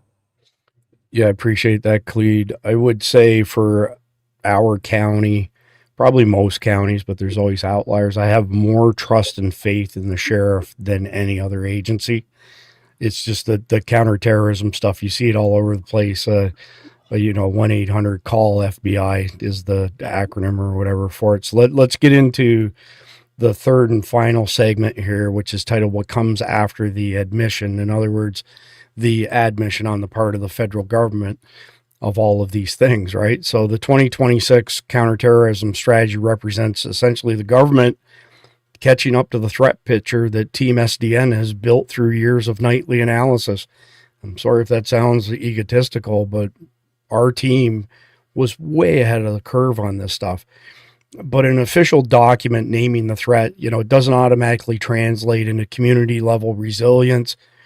It doesn't necessarily translate into local law enforcement capacity or abilities, or even the personal preparedness posture that will actually matter when the next phase of America Under Siege moves from strategic threat, to kinetic events in your zip code.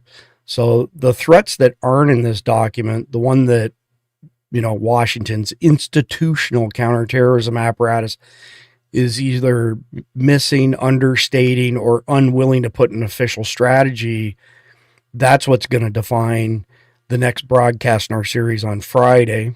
So, we want to try and stay ahead of the curve, just like we've been up until this point in time. So Friday's going to be pretty awesome, by the way.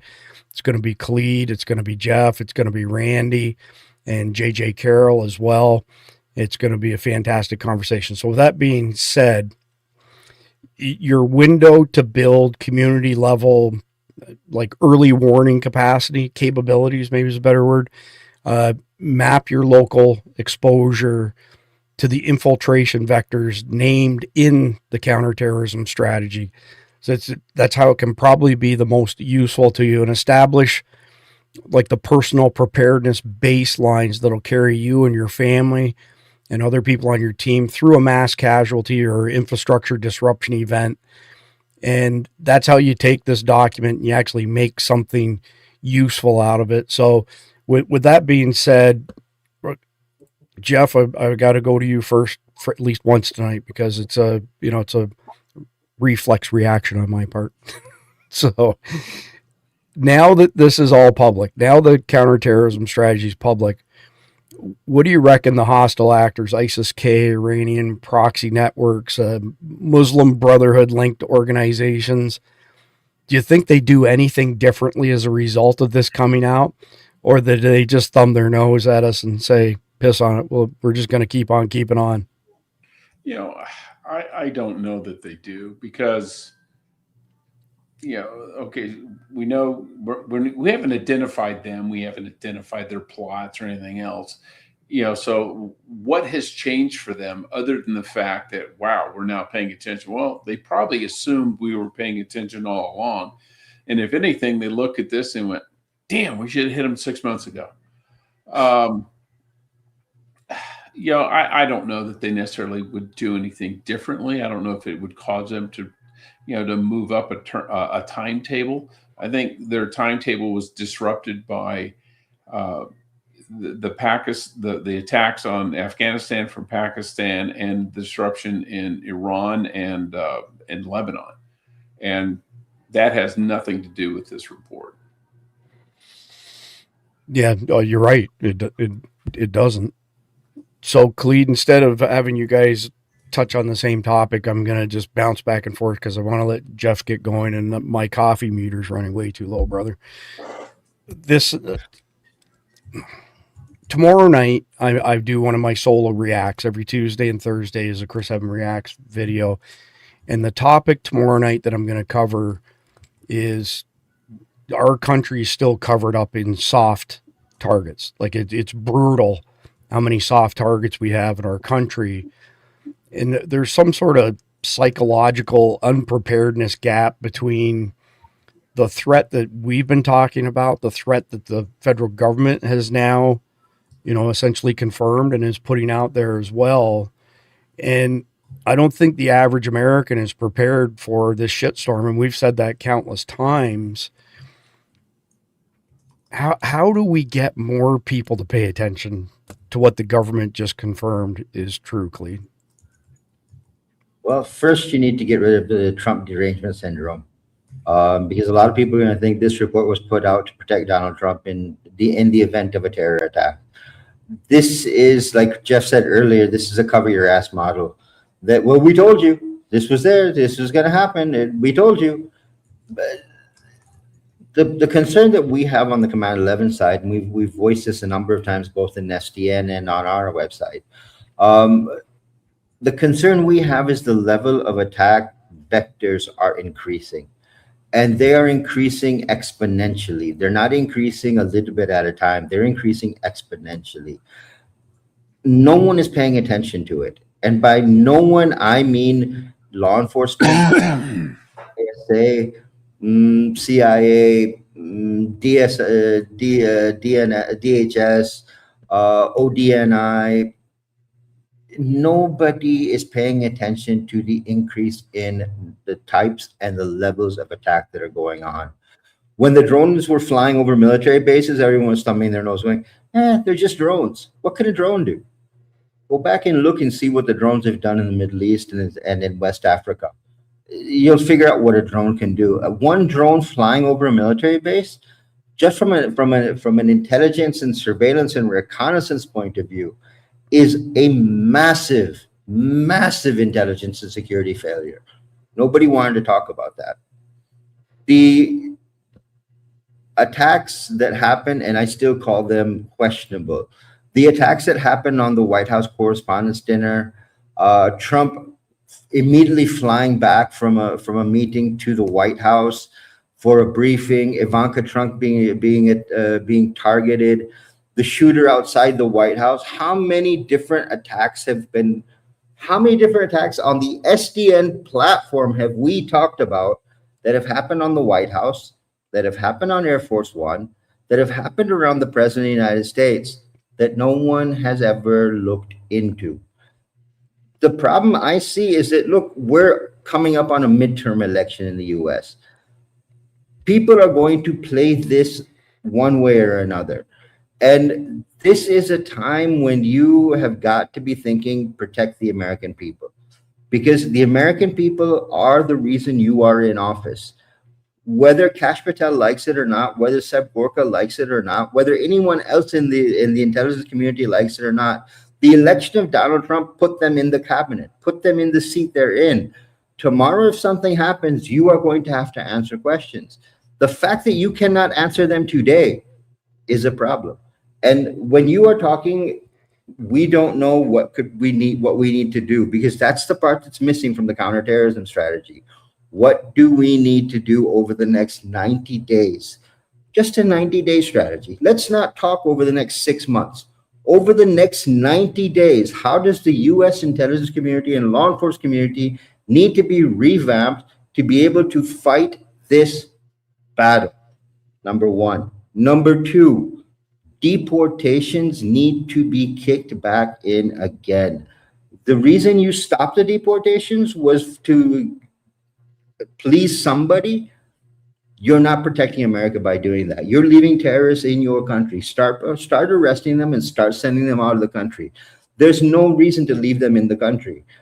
You need to find a way to fix the problem and tell the American people, what can you do in your community to protect your community? Food supply is an issue, Chris. Whether people want to accept it or not, food supply is a massive issue. Infrastructure is a massive issue. If these two things are hit, America stops. And no one's talking about it. Yeah, true story. So we've got this shithead hillbilly in the comment section. I like to let them roll because they can expose how moronic they are. He's clearly not been following us. He seems to think that we're hardcore, Trump worshipers or something along that lines. Number one, I started saying that the Republicans and Democrats are two different sides of the same coin 25 years ago. Number one. Number two, if you watched our podcast, you would hear me say repeatedly that we haven't had legitimate elections since 1912, perhaps earlier, and we don't have legitimate politics. We have kabuki theater. So all the shit that you're typing in capitals because you're too stupid to capitalize just the first word of a sentence or just the first letter of the first word, we've addressed all this stuff, buddy. So, like I said in the chat, there's an old adage that says it's better to be thought of as an idiot than to open your mouth and remove all doubt. You have removed all doubt, and you clearly don't know shit about my company or our podcast. So with that being said, Jeff, there's a lot of stuff missing from this counterterrorism strategy, some big things that we've covered ad nauseum. And the one that stands out the most to me is there's not one mention of our grid. Nothing. Not a single word with regards to our grid. There's no mention of communications networks, data networks, cell phone networks, none of it. What's your advice to the audience who they read this counterterrorism strategy, they see nothing on those things that we've talked about, again, ad nauseum? What's your advice to those people? Buy a generator and get some radios. Is your cell phone going to make it? Your power's going to go off. Yeah, the problem with these kind of things, it's real easy to, not say easy, it's easier to identify the 30,000 foot problem, terrorism, these groups, etc. It's really harder to say, this is what we have to do about it. These are the steps we have to take, because nobody wants to do the action part. And going into the targets, it's okay. The obvious targets, yeah, they want to hit the president of the United States. They want to hit leadership. They may want to hit a military base, but they want maximum chaos. And they want the average American to feel the pain that they have been feeling, or at least they think they've been feeling over the years. And the easiest way to do that is to attack the power grid. And our power grid is wobbly at best. And if they're not going to, if the one of the key recommendations in this thing should have been to fortify the power grid, spend a couple $1 billion, $3 or $4 billion, and put in some redundancy, put in some, beef up what needs to be beefed up. Have some of those big ass transformers, the big, the 130 kilovolt transformers and stuff. Have them in a freaking warehouse somewhere that if one goes down anywhere in the country, you put it on a damn C5A or a C-17, you fly it that wherever it needs to go and you install it. But they're not going to do that. Yeah, no question about that.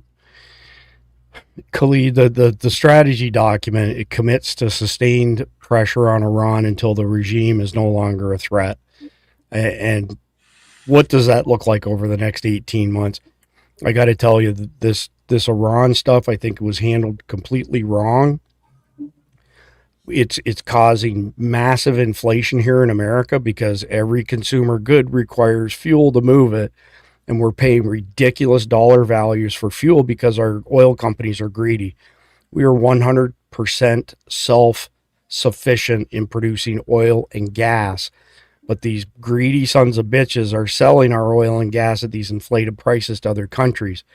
When the Strait of Hormuz was initially choked off, if you pull up something like, I'm trying to think of the different ones that I follow. Let me see. I've got two of them up here. One of them is worldmonitor.com. And the other one that I watch is Osiris, OSIRIS. So these are like global maps, real-time reporting on stuff. I keep them on this monitor. The ships, Khalid, that were heading for the Strait of Hormuz, the U-turns that they did and headed straight to America to buy our oil, lit the entire freaking map up. End of the day, this is complete bullshit. Nobody voted for this. Nobody wants this. And it's having such a disastrous impact on our economy. I will go so far to say that we are going to see a pretty severe recession before too long. Let me throw a number out there for you, Khalid, and JP and Manley are aware of this. Roe's aware of this because I've been keeping them up to speed. Survival Dispatch is not some ginormous organization. I produce everything. I work 16, 17 hours a day, 7 frickin' days a week. And since January the 1st, Substack memberships alone, $7-8 a month, we've had $20,000 in credit cards declined for $7-8 a month memberships. That tells me pretty much everything I need to know with regards to the state of the American economy. When you have Americans' credit cards maxed out to that level, that's a big fucking deal. And it's a big deal for a small company like my company, Survival Dispatch. What happens in the next 18 months in your crystal ball as far as Iran's concerned, Khalid? Well, 18 months is way too big of a circle to be looking at.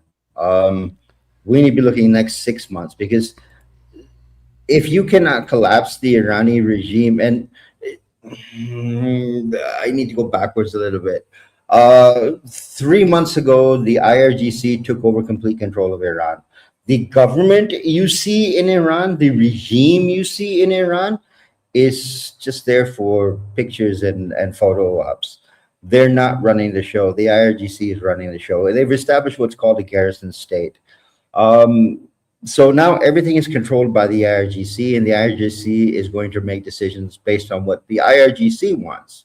And not really what the IRGC wants, but what Quds Force wants, which is the extremely radicalized, die for Iran no matter what it means operation inside the Iranian military. What the US did, and this was something that really bugged me, the US supported the UAE in leaving OPEC. And Donald Trump made a statement in the White House about it, saying that, I think they made a great move and this is a good decision. OPEC is the controlling agency for all of the oil coming out of the Middle East. When the UAE decided to leave, did you notice how quickly Iran started attacking all of the oil fields inside of the UAE? Fajura was attacked, which is the UAE's largest oil field, and it is the only oil field that has the ability to bypass the Strait of Hormuz and get oil out of the Middle East. First refinery, petrol, that was attacked right after the UAE announced its departure from OPEC.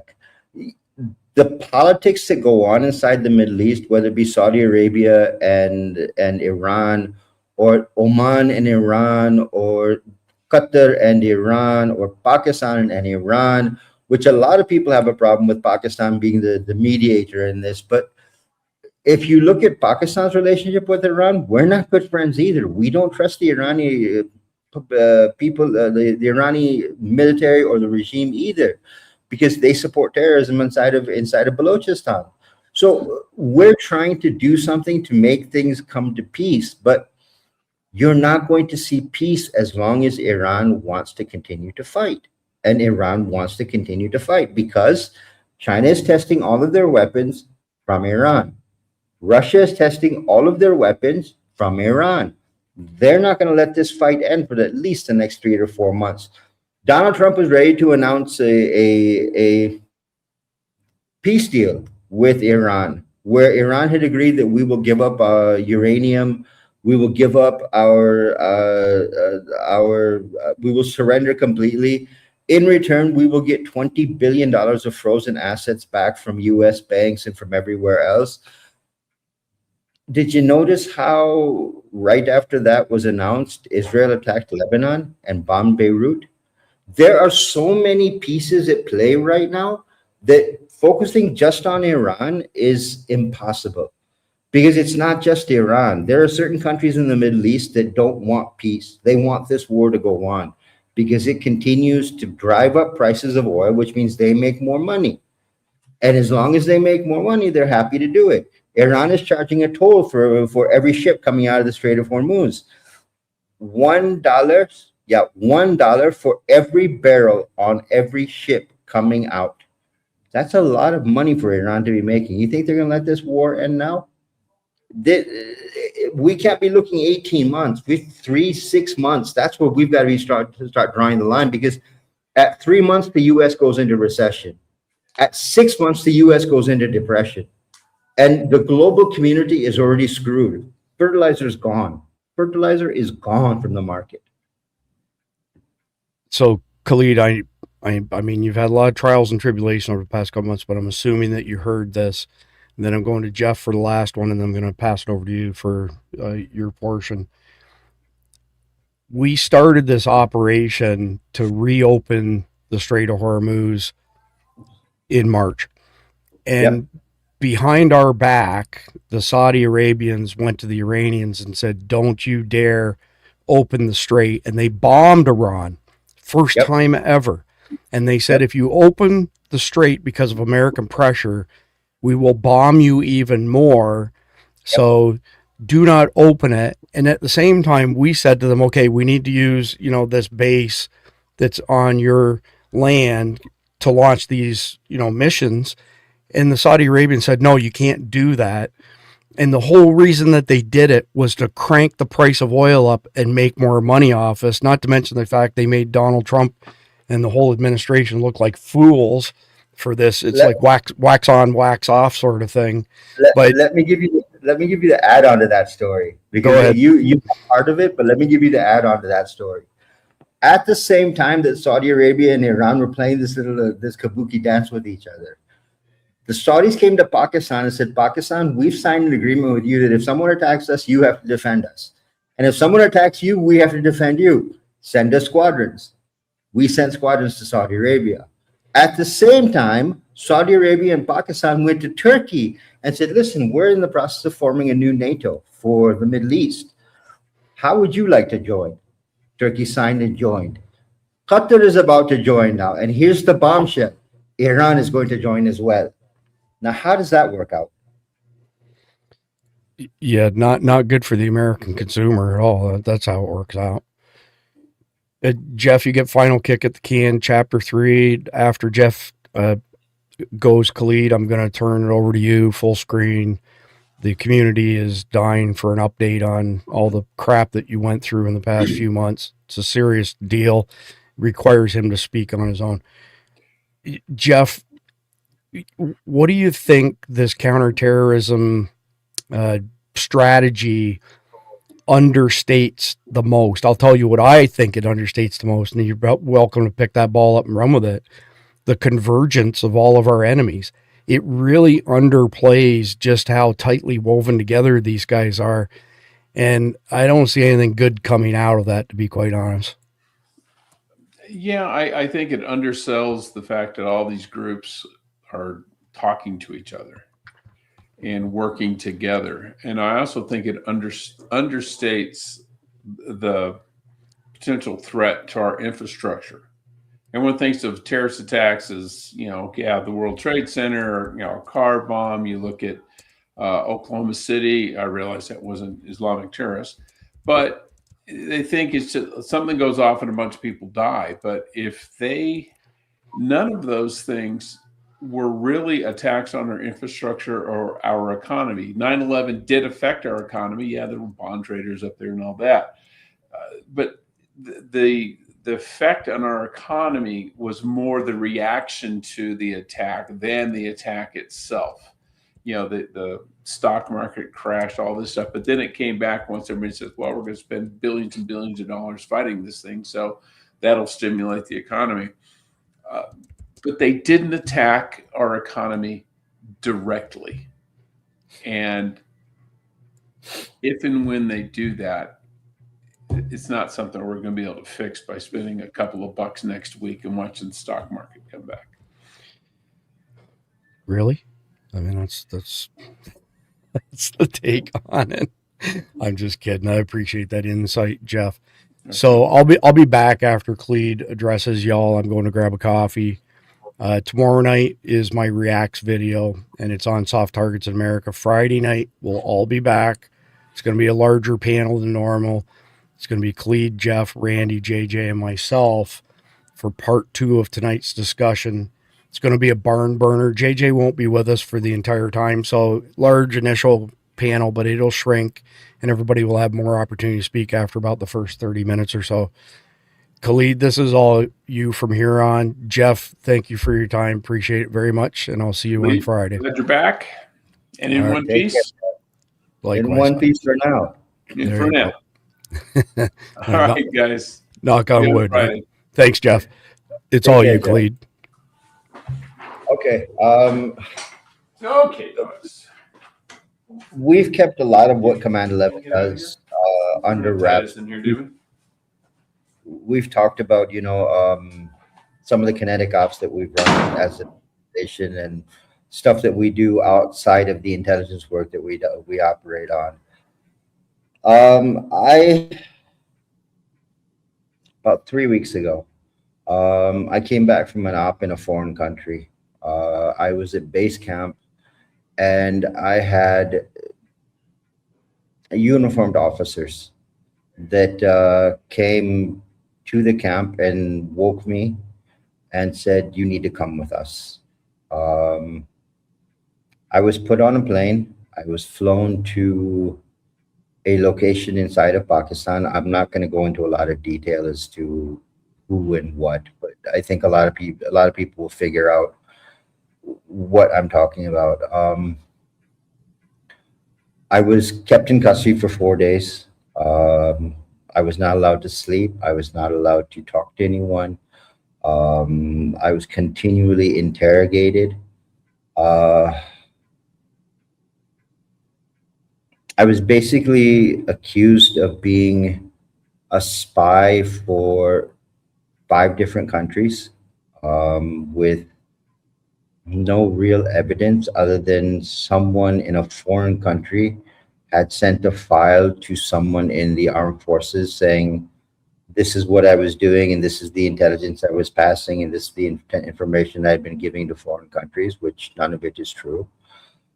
4 days of 24/7, and by 24/7 I mean I didn't know if it was day or night when they were questioning me. On the 5th day, they let me leave, but leave in the sense of I left with a armed guard, and that armed guard stayed outside of wherever residence I was staying, and I was not allowed to leave that residence. So basically, it was house arrest. Interrogations would start again around 7:30, 8 o'clock in the morning, and they'd run until 8, 9, 10 o'clock at night.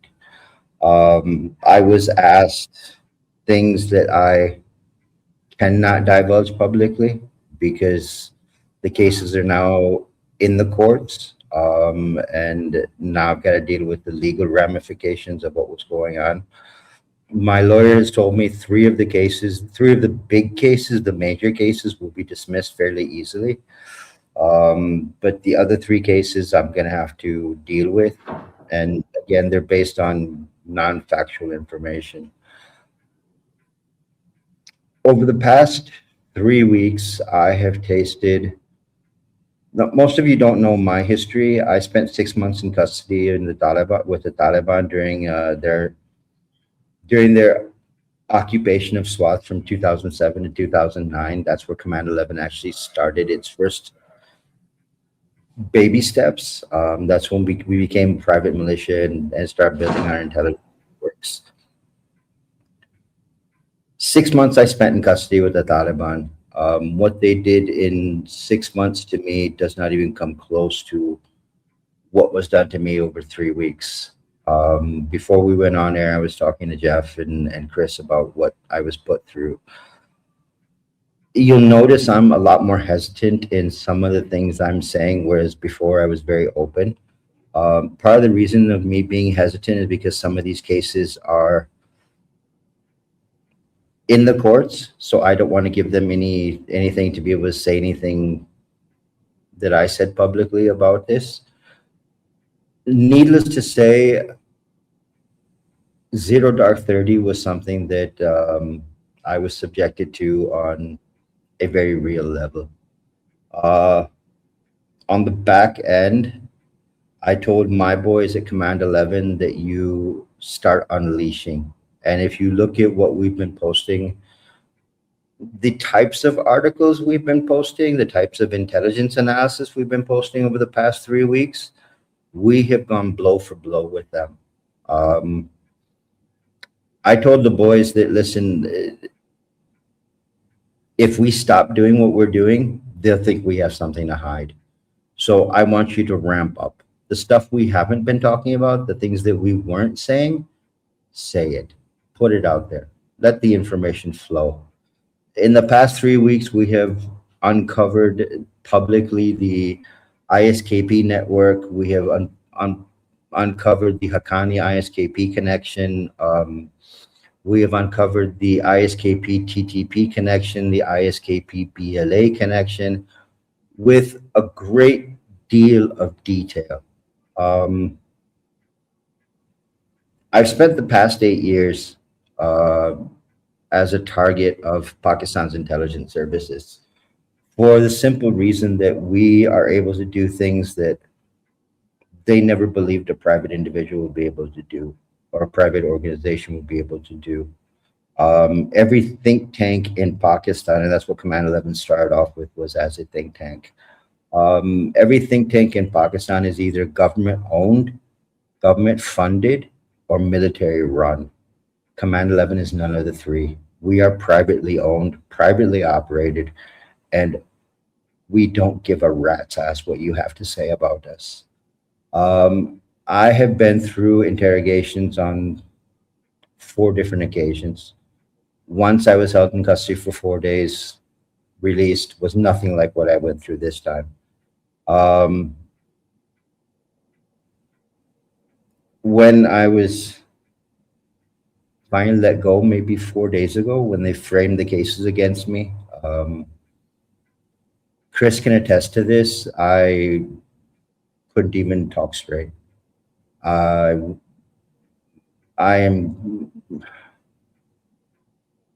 literally going through PTSD counseling right now.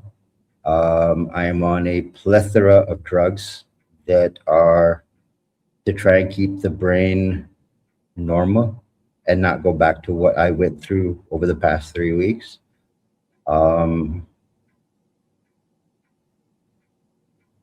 It's not something I'd wish on anybody. And it's really different when you're talking about being a state-owned intelligence agency like the CIA, MI6. You are either a diplomatic immunity level spy or you're a knock. When you're working on a private level, you don't have either one of those. You put your life at risk every time you step on the field. And for the past 5 years, Pakistani intelligence has tried 15 times to create a CommandEleven of their own inside of the headquarters. They have failed over and over and over and over. And part of their anger towards us is that we keep getting better. We keep getting more accurate in what we say. And I talk about the CommandEleven website a lot because we spent a lot of time building a lot of intelligence into that website. It's not what you read that the intelligence is. Yeah, that's a translation of what we know into something that you can easily grasp and understand. But behind the scenes, if you go into the 97-page counterterrorism document, that really pissed a lot of people off that we put that information out public. And I was questioned very hard on that one, that how dare you put this kind of information out publicly. If you go into our intelligence command center, which is one of the links on the website, you will find profiles on every terror group that no one else has. You will find a detailed study into Pakistan's counterterrorism operations over the past 25 years, from a level of where we were operational for probably 18 of those 25 years with Pakistan's military on different levels. The understanding that we have of what goes on in terms of counterterrorism in Pakistan is much more than what we understand about what goes on with counterterrorism in Afghanistan. And the fear that exists in certain circles in Pakistan is that we will make it public. And during the interrogations, I mentioned a few things that literally put shit on the walls because they didn't know I knew those things. Right now, I am recovering. I have been very badly beaten. Mentally, if I know Chris has been talking about what's been going on throughout the past 3 weeks on air and in the element groups. It's been more than one occasion where I've said to Chris, mentally, physically, I'm gone. I don't know how I come back from this, because what was done, I said this before we went on air to Jeff. I said, no, other than giving me a proctological exam, they did everything they possibly could. Again, I'm recovering right now. You'll notice I'm stuttering a little bit more. The state that I'm in, you can tell that I'm not so worried about my appearance as I am with kind of getting back to normal mentally. I've got family members in country right now, and that's made it a lot harder. Past experiences with these kinds of things happening, I was here by myself or with my team, so it was easier to come back and recover. With family in the country, it's a constant statement that you need to give up what you're doing right now, and that's exactly what they want, is that I stop doing what I'm doing, because the effectiveness level that we've achieved, the efficiency level that we've achieved, is unheard of in this country. Not just in this country, but in this region. It's not something that private organizations are able to do. And we set the model. And the model that people have tried to replicate and failed, to replicate and failed, to replicate and failed, no one can understand why we do it and how we do it. So when the file came from abroad, and I'm very open about this, someone outside of Pakistan sent a file full of dirty intelligence claiming that I was operating for 5 different foreign intelligence organizations. Completely false. No matter how you try and prove it, the truth is out there. You will find out that it's got nothing to do with what they're saying. Someone had an objective in taking me off the field. And those of you who I've spoken to on Element know that there were very low times for me. The brain was not working. And you could tell when you talked to me that I wasn't at normal speed. Even tonight, I've had, and I'm sure a lot of you noticed, there have been flashes where it's been the old Khalid, and then there's been a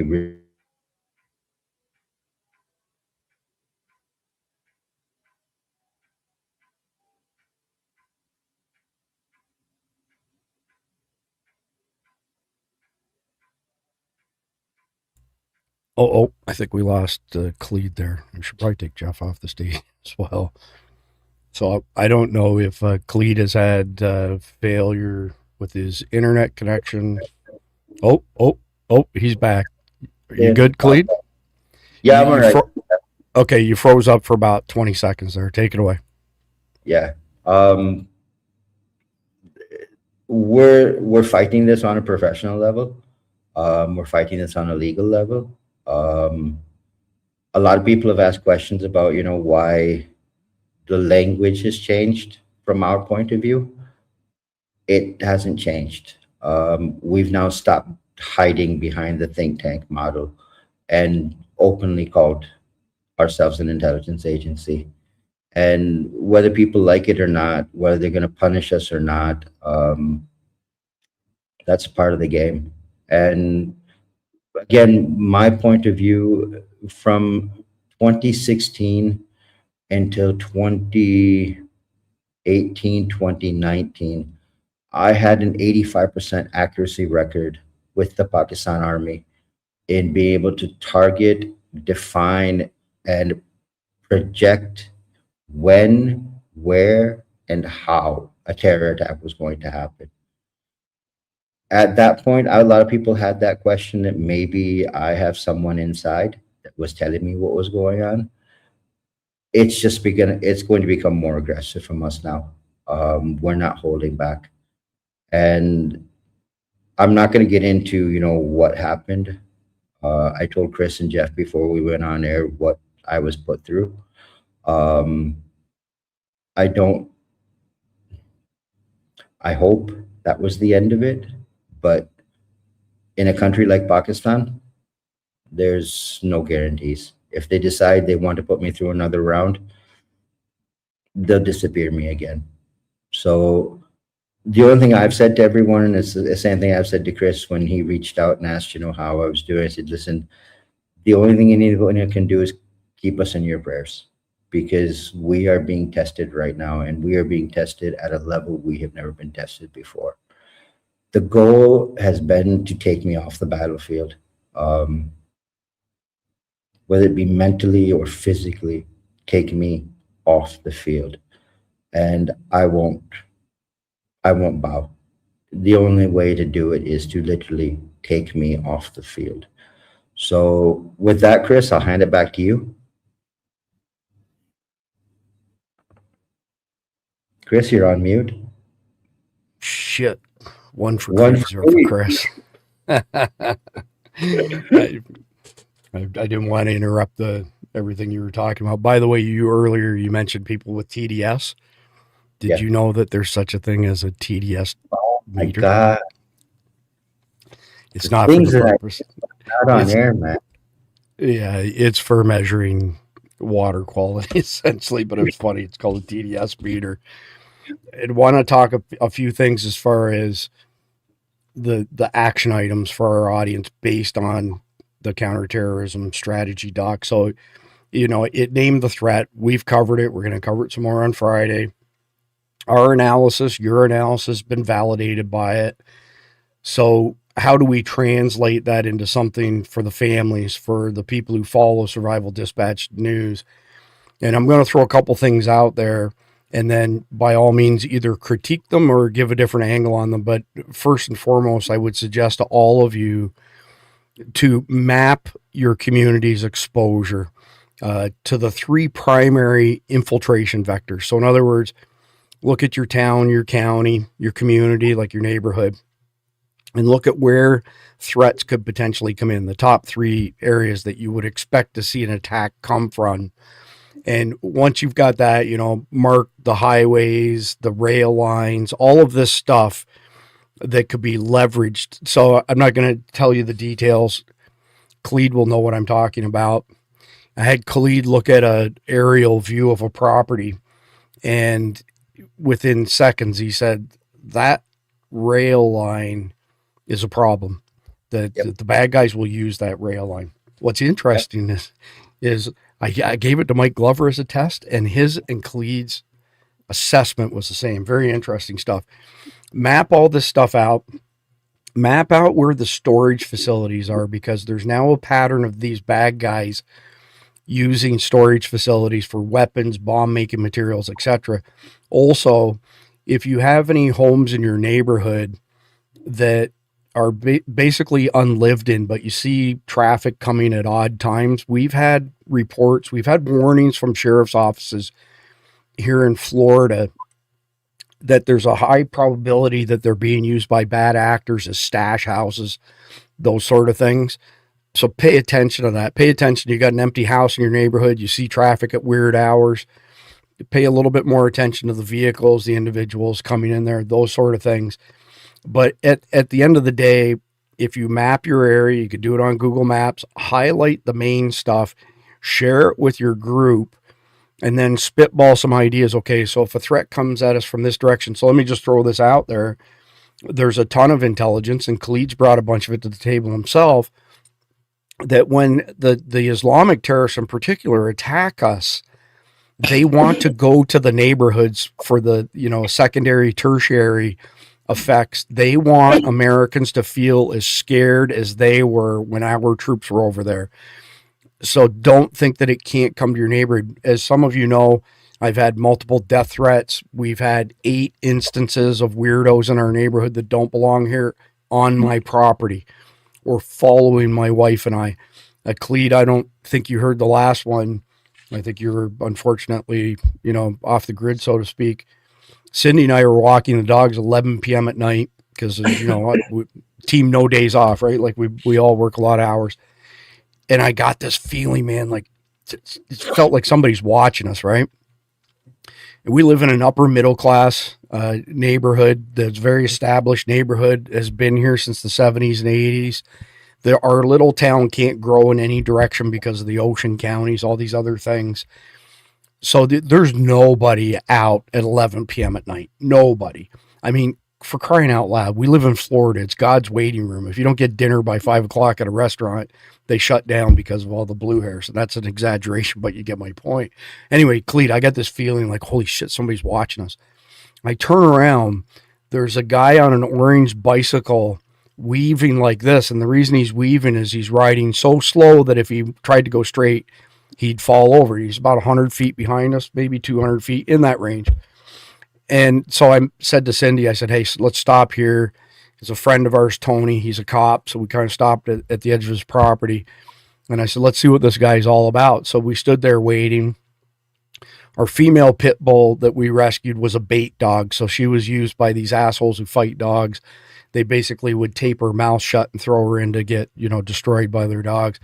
She's an absolute sweetheart, and it's amazing their capacity to love humans again afterwards. But her hair stood up on her back, Khalid, and I didn't even say anything to Cindy. This guy gets like right up on top of us, and she says, "How you doing?" Like that. And this guy starts muttering in Arabic, and he looked like what you would expect for mid-30s jihadi type to look like, right? So I had an LEP flashlight, so laser emitting phosphorus stuff that has this really tight beam. And I reached for my pistol, and while I put it in his eyes, and he almost fell off his bicycle. We've never seen that guy here before. We've never seen him since then. Clearly case in our neighborhood, probably related to the threats against me. But don't think that it can't happen in your neighborhood. Make sure that you have, Khalid's talked about this many times. The reason I said your county, your city, your neighborhood is because it's in rings. You got to have these rings of where the threat could come from, if you could potentially intercept them at those areas. Just spend a couple hours going over the map, marking the map, sharing it with your friends and family, get their input, get their feedback, and play a hypothetical situation. Hey, if the same thing happens here that happened on 10/7 in Israel, where they went, and by the way, for those of you who aren't aware of this, some footage has now been released that is way beyond the horrors that you were told when 10/7 happened. And I've seen them. I cannot put them on the podcast. We would get kicked off of every platform for it.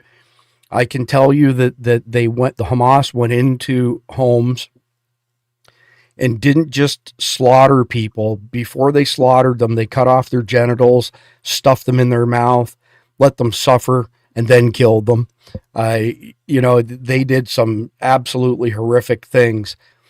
They have flat out stated they want to do it to us here. They want to do it to Americans. So that's the first one. Second one, establish some sort of early warning framework, personal early warning framework based on what you know about your community. If you see a 35-year-old Arabic guy following you at 11 o'clock at night while you're walking your dogs, that's a pretty damn suspicious thing, right? You should make a note of that. I write everything down because I have some timers. Sometimes I remember, sometimes I forget. It's kind of like Alzheimer's, just different. But put it together so that it's in writing, because when the shit hits the fan, that's not the time for you to start coming up with plans. Human beings never rise to the occasion. They follow their level of training. Now, Mad Gear, I've had no relationship with those guys. I know a bunch of you have bought their products as well. They've got a whole brand new planner that prompts you with questions for all different types of SHTF prepping, the whole 9 yards. I wrote to the guy and I said, hey, our followers have been, buying your product because I've been sending them there. I don't want any affiliate money, because then you got a dog in the hunt. I don't want to have a dog in the hunt. So I said, could you just give us a discount code for our audience? So I'm going to put the link in the live chat right now. Actually, that's the affiliate one where they gave me the discount link. The discount link is SD10, and it's madgear.shop, not that affiliate crap in the beginning. So the affiliate stuff, I set it up so that there's no money comes to us whatsoever, because I hate that shit. It means I got a dog in the hunt, like I said, and I don't like that. SD10 gets you 10% off their stuff. So put your plan together in writing there. And then last but not least, build a household communications plan, as well as both a shelter in plan versus an exfil plan, so that you've got it written down. So for example, when they order us to evacuate from a hurricane in Florida, most people ignore it. But then all of a sudden you have something like Charlie come along and it's a Cat 4, Cat 5 bearing down on you. And at the last minute, everybody tries to leave. And I've seen I-95 and I-75, a parking lot from South Florida all the way to the Carolinas and Tennessee. Get your stuff in order at the beginning. Khalid will tell you in a second here, you will always have this window of opportunity to make a move when you realize what's going on, if you've got good situational awareness. But if you ignore that, and you hang out too long, you'll be fucked. You're done, sort of thing. So household communications plan means not just protocols, it means having backup radios. But the POC-Link radios, I've got a few over here. When they go over LTE, they use virtually no bandwidth, so you can still have voice comms. When the 5G network is saturated, LTE will be perfectly usable on the POC-Link radios. If there's not a link down below, there is on our Substack, survivaldispatch.news, bottom right corner, there's some links there. But have your comms plan. I'm not going to go any deeper than that, so I'll summarize, and then I want you to pick it up, Khalid. Number one, map your county, municipality, neighborhood, and identify where threats are most likely to come from. Number two, some sort of early warning framework based on observable indicators. Go get the new Mad Gear stuff. It's badass. It's not very expensive, by the way. I don't remember what it costs, but I want to say it's like $30 or something, maybe. I could be wrong. I think it's around there. Use the code SD10. Get your 10% off. Write it down so that you're not trying to flesh through this stuff when you're under stress. And number three, build your household communications plan, which should also include shelter in place and exfilling. Khalid, I glossed over a lot of stuff there. Give the audience your advice on the things that they can do right now in light of what we now have confirmed by the federal government in this strategy document. Well, first thing is situational awareness. I mean, the number of times that the hairs on the back of my neck have gotten me out of places where an attack was about to happen. Start trusting your feeling, start trusting your emotions, start trusting your gut, number one. Number two, learn a phrase, think fast, but think slow. Thinking fast is great, but you'll make stupid decisions when you're thinking fast. When you think slow, it means you make a list of things you need to do, but when you slow it down, you figure out what needs to be done first, what shouldn't be done, and what is an advisable step two if you have to take it. So think fast, but think slow. Number three, look, mapping out your area is very important, and you need to start looking at it from the point of view of potential targets. Warehouses, logistics, police stations, schools, hospitals, supermarkets. Now that last one is one you're not going to think of. When things start to go bad, the supermarket will end up being much, much worse than any other battlefield you're in, because those are all normal people trying to figure out how to feed themselves at the moment they've realized that, holy shit, something just went wrong. And that fight turns into something much worse than what Black Friday is. On top of that, when you look at the inflation level that things are running at right now, you'll remember why we kept saying 6 months ago, start stocking up, start stocking up, start stocking up, start stocking up, because what you can buy with what you could have bought 6 months ago is very different today. Number 4, we've talked about early warning systems a number of times and how to be alerted if something has happened before it happens. Now, I hate the app myself. Honestly, I hate the app myself. But WhatsApp groups for a neighborhood, for a community are great, because something happens someplace and someone posts it in the group that in my neighborhood, there was just gunfire. There was gunfire in X location, market.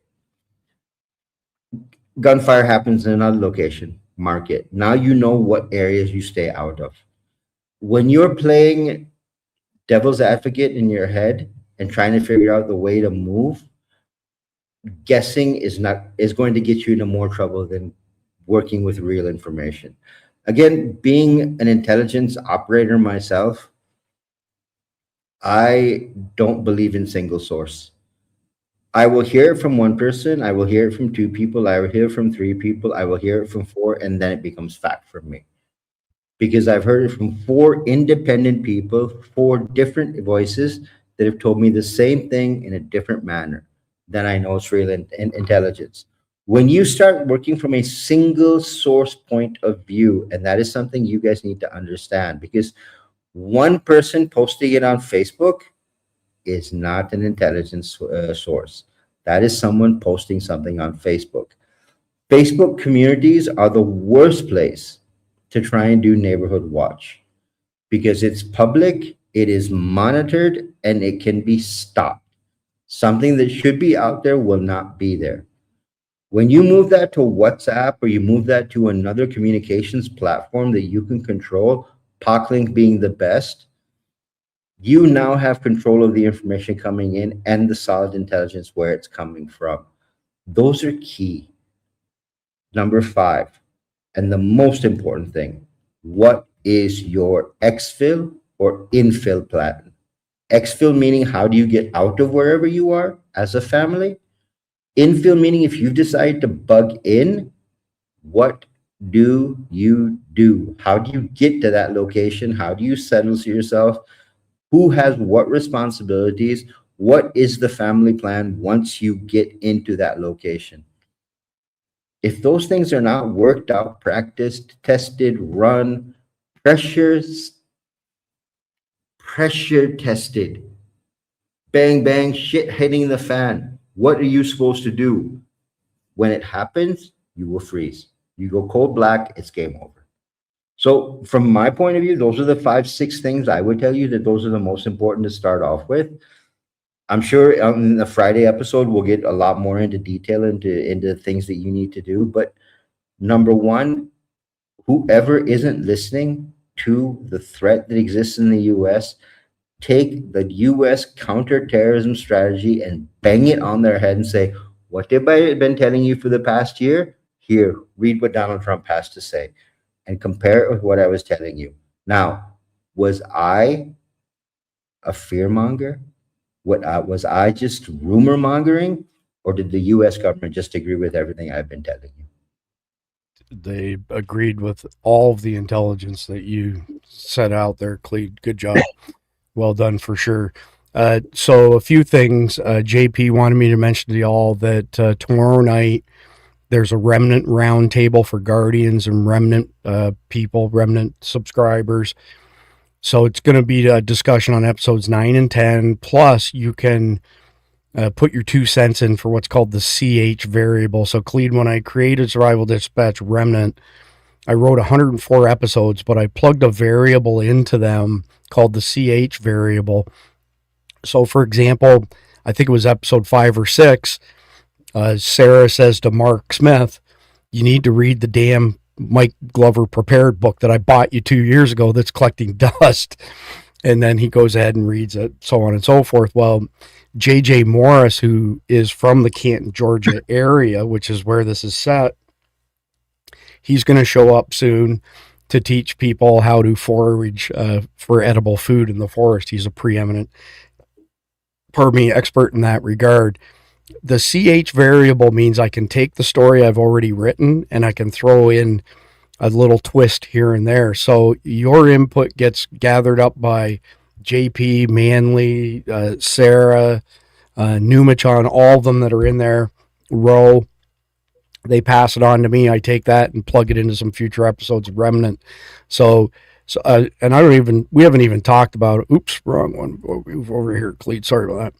We haven't even talked, you and I, about it, but this is my fictional audio podcast that's like The Walking Dead minus all the woke bullshit and minus all the science fiction. It's based on real survival. It's a post-nuclear attack world where 93% of the world's dead in the first 10 days, Khalid, and it centers around this family called the Smith family.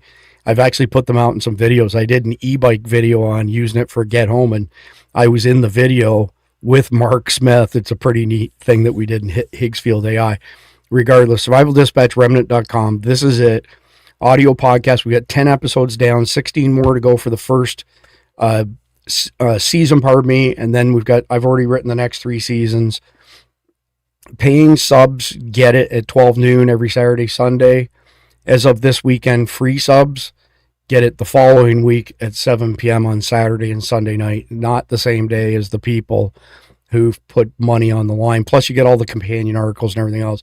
It's great entertainment from an audio perspective. The reviews have been awesome. Get this into you, Khalid. It was 10 days from the time I turned it on to the time I published the first episode. On day number 8, we hit number 1 on Substack. So it's been doing really well. I'm pretty proud of it. It's pretty awesome. For those of you, actually, I had the wrong site up. This is the right site. Sorry. No, I got the right one up. My apologies. Yeah. So Survival Dispatch, Remnant.com. This is survivaldispatch.news. And if you're a Guardian, either site is $7 a month. You get access to everything. You get an invite to our Element community, 12, 14, 15,000 messages a week, all secure. It's on my server, and it's code configured my way. I've actually written some custom code. Quick shout out to our premier sponsor at Carnivalt. If you are a Guardian, stay tuned for an announcement on Sunday. These guys are making a really, really big move that hopefully will help you more than once. I will announce it to Guardians privately on Sunday. I will announce it to the public on Monday. There's a short window, Monday, Tuesday, Wednesday, 72-hour window where you can get in on this. Unless you're a Guardian, you can get in on it Sunday.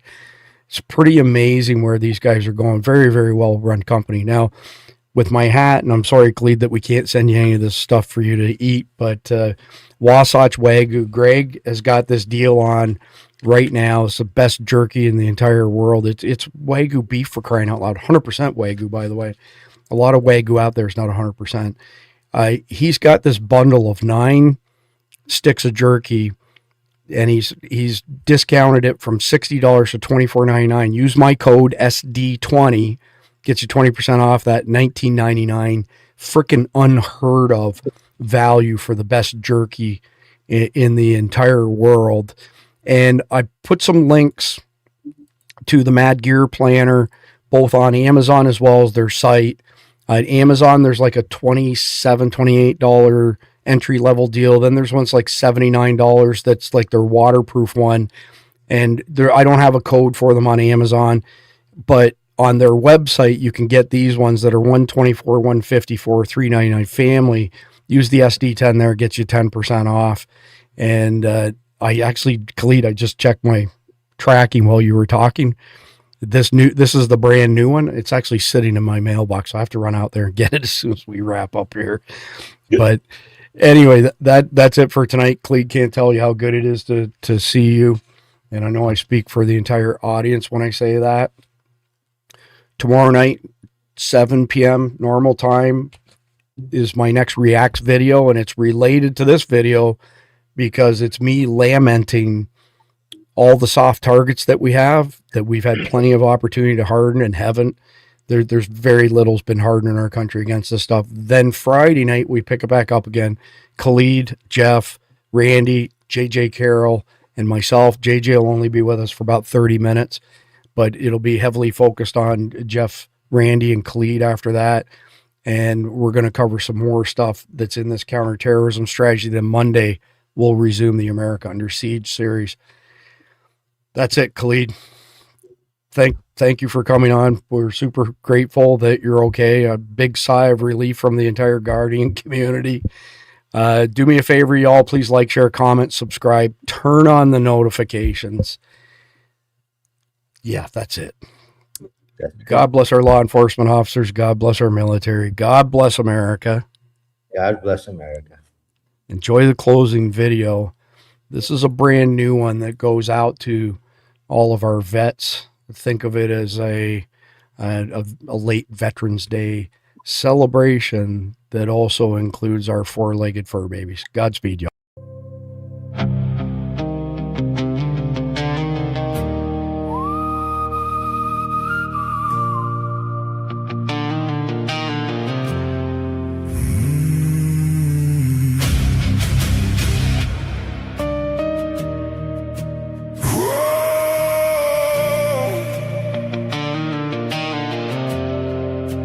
I still remember the day you came in, wild eyes full of fight, ready to win.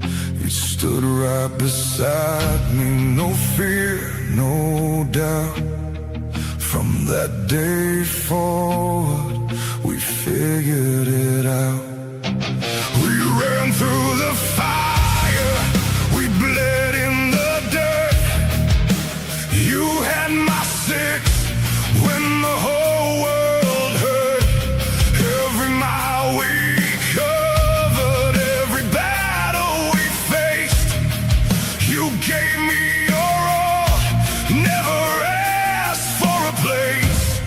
And it feels like heaven, it's far from me. Now that you're gone, the world feels so cold.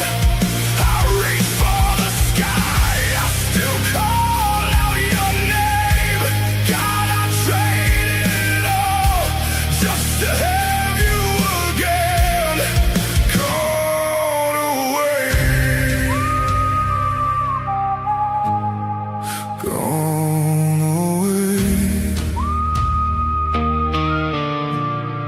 Your step got slower, your muzzle turned gray, but you still tried to lead me every damn day. I carried you when your body gave in, told you good boy, tried not to break within. Last night I sat with you under cold stars, hand on your head, both covered in scars. You looked at me calm like you already knew this